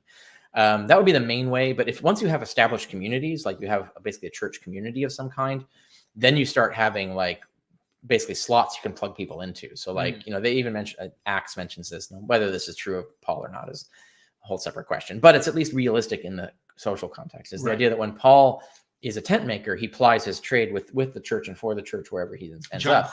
And so, so the church community would already be prepped to organize that. Like they're already kind of like, there's a union in their own sense. Well, there's Jewish family centers now today that do similar things like this, where they plug people in together. Like, hey, someone's got a couch they want to get rid of. Do you want a couch? Right. Like, the community itself already has a network for this. And then same with like getting hired and getting jobs and working and stuff. So they would always have a place like, here's a tent maker who will always have a slot for somebody, right? Like, and he's part of the community, or we know we have good relations with this guy. Oh, and we got a tent maker, and can we plug him in, and can you like put him in your factory or whatever? And so like that's how it would work, basically. I think there is one scholar, I can't remember his name, just an interesting note that I read, who actually thinks that the disciples stole the body of Jesus away in the Gospels because the accusation is they stole it. Yeah. And there is actually more evidence for that than him really rising. Yeah, like that's more plausible than the real resurrection. But it is funny because his explanation, it hit like a worldly, we all need to eat, and he was like, here these guys were possibly fishermen, not doing very well. The Lake of Tiberias has been ruled by tax collectors now. And so what do? They stole the body so they can pass this myth on and get funding from the churches. That sounds like J.M. Duncan Derrett. It might be. Duncan Derrett did this article. I don't know the name. He did a chapter in The Empty Tomb, which was a volume edited by Robert Price and Jeff Lauder. I have several chapters in it as well. But Duncan Derrett has a chapter in it called The Financial Incentives or the Financial Interest in the Resurrection or whatever, where he talks about this, like this looks like a religious racket. And there's passages in Paul that support this, because Paul's often having to defend himself for like, what are you really doing with all this money you're getting? Right. Like, no, I'm taking it to the holy people. I'm taking it to the apostles in Jerusalem. Trust me. So there's definite money involved. And Paul even references that he's taking the money back to the holy ones in Jerusalem, which, some scholars think he means the poor. I think he means the apostles. So Paul is basically walking back to Jerusalem with bags of cash. Right. And so if you wonder, like, why did they let Paul in, allow his mission to, plug into theirs?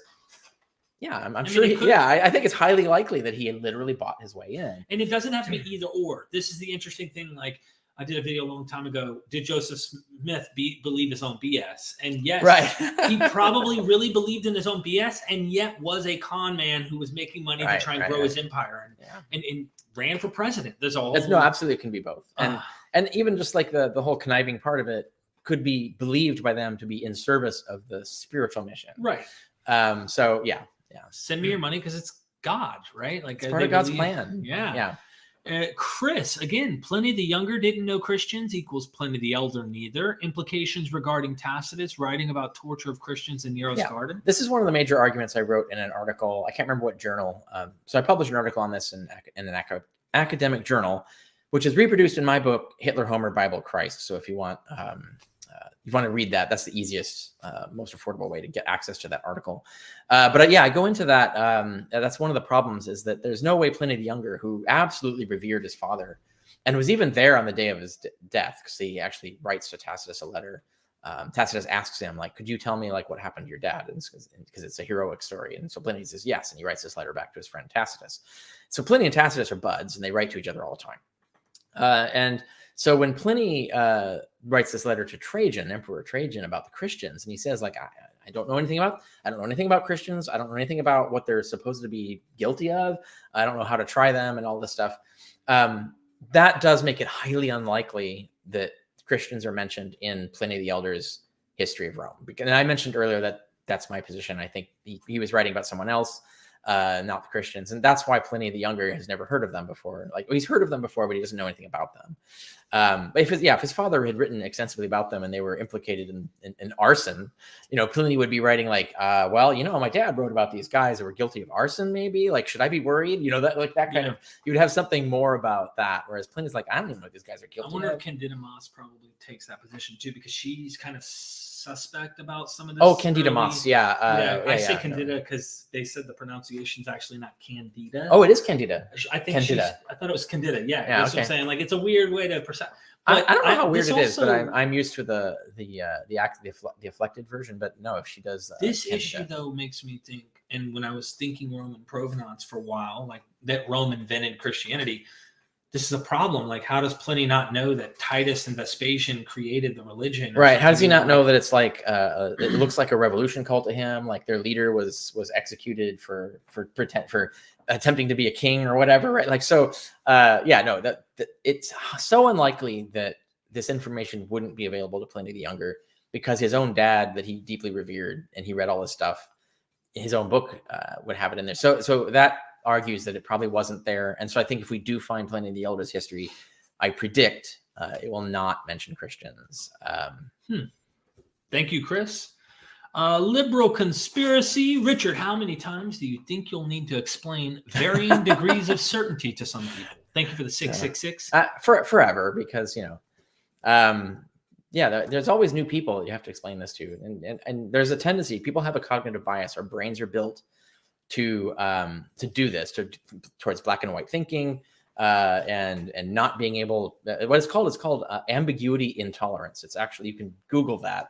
Ambiguity intolerance is an actual measurable personality trait, and people who have ambiguity intolerance are literally physically uncomfortable by ambiguity. So they need certainty. So everything is either or. Degrees of certainty, like shades of gray, nuances, these things physically hurt. They literally are uncomfortable, made physically uncomfortable by these things. And so they're pushed by this discomfort into the black and white thinking. So it's like, get rid of nuances, get rid of stages of probability. Everything is absolutely this or absolutely that. They're pushed in that direction. And this is an actual brain phenomenon that's studied by science. So this is why it's a universal flaw of humans, basically. This is why I'm always right. You know what I mean? It's just the way the world also works. Some people are more prone to it than others. Like you're actually, it's a measurable metric of ambiguity intolerance. And there is literature showing that the higher your ambiguity intolerance, the higher the probability that you're a political conservative. But it's not one-to-one. So it's not like if you have high intolerance, you are a conservative, or if you are a conservative, you have high intolerance. It's not one-to-one because that would be ambiguity intolerance. So it's just, there is a measurable statistical relationship as well. So there's all that science you can find. Just Google ambiguity intolerance and it'll lead you on a rabbit hole on all of that. Thank you.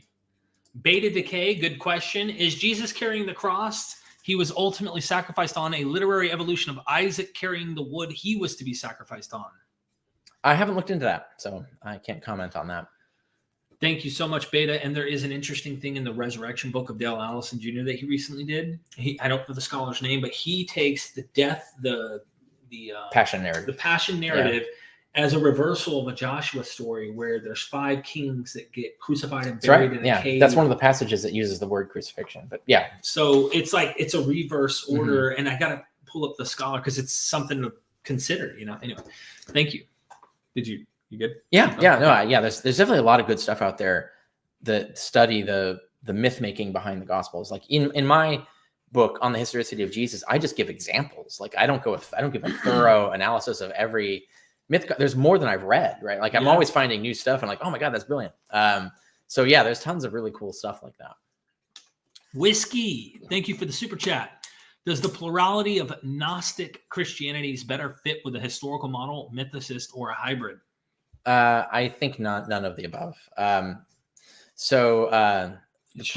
Paul is already talking about a plurality of Christianities in his own day. So clearly there was a lot of stuff.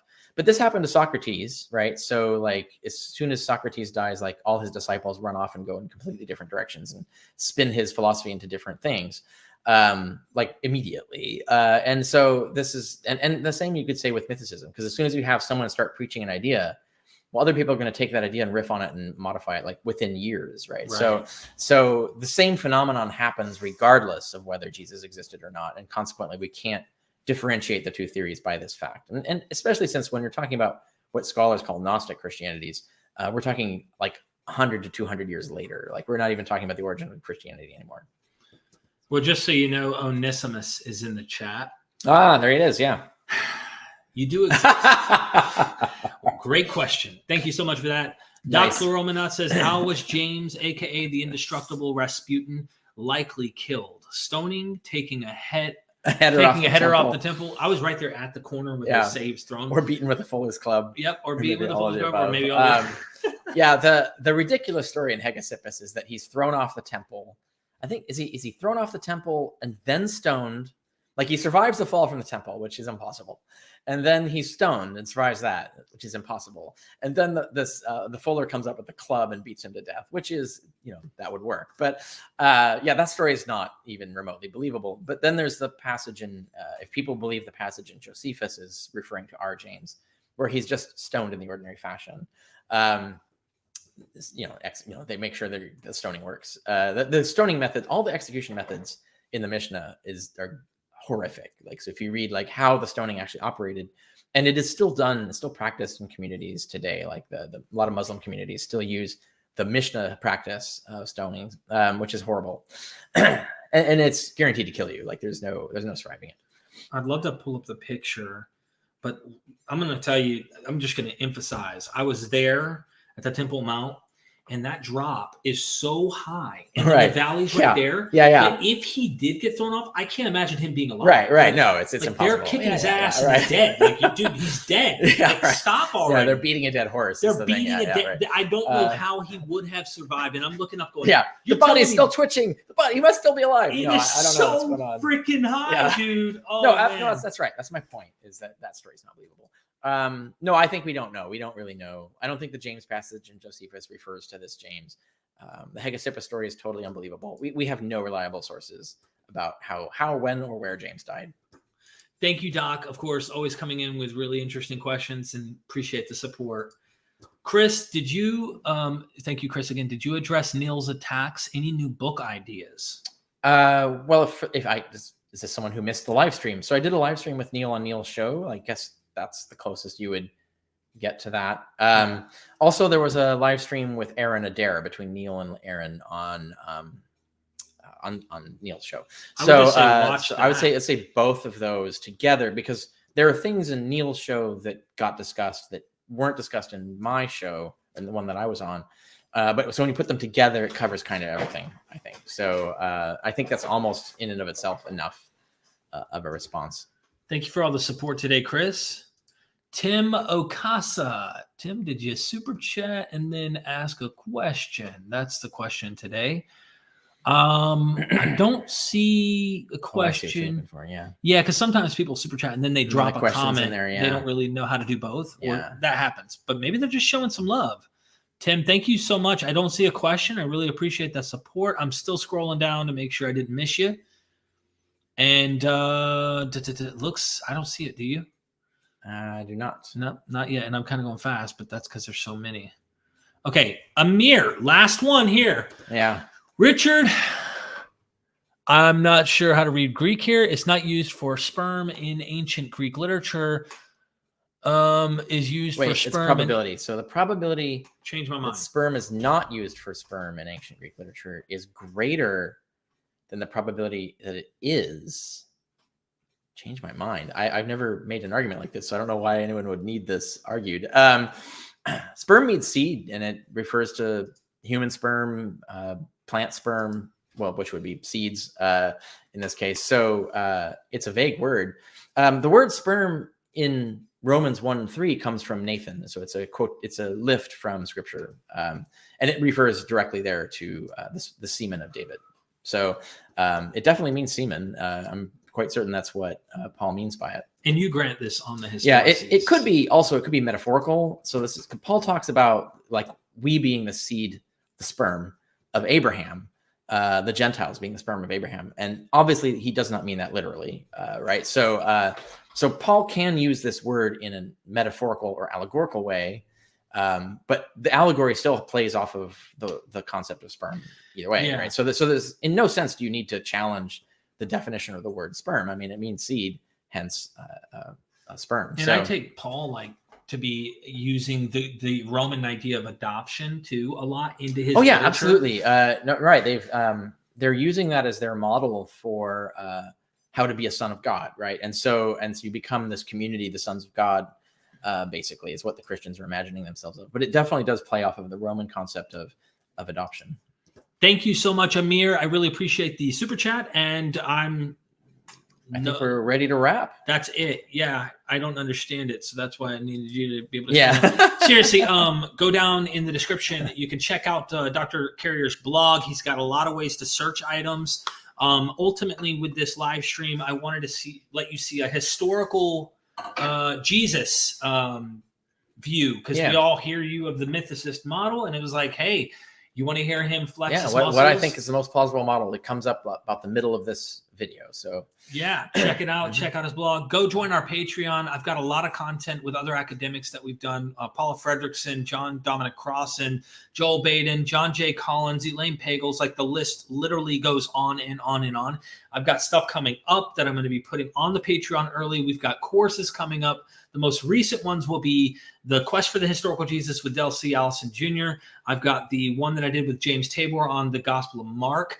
Then we've got 5 that are going to be coming up with you, Dr. Carrier. And we're going to be going into Gospel of Mark as mythology literature or mythography, the Gospels as mythography, all of the Gospels. Right. We do naturalism as a worldview, historical Jesus / mythicism. Yeah, studying the historical Jesus, and then we didn't do, what else? Is that introduction to New Testament studies. New Testament studies for everyone. So yeah, I do a course on how to do that. And I appreciate that. I hope this dialogue helps people to get along more in the community, because we need it. We need more peace. So thank you so much. I guess my final words would just be the magical words that when you die and traverse the afterlife, the underworld, remember to say this at each gate. We are Myth Vision.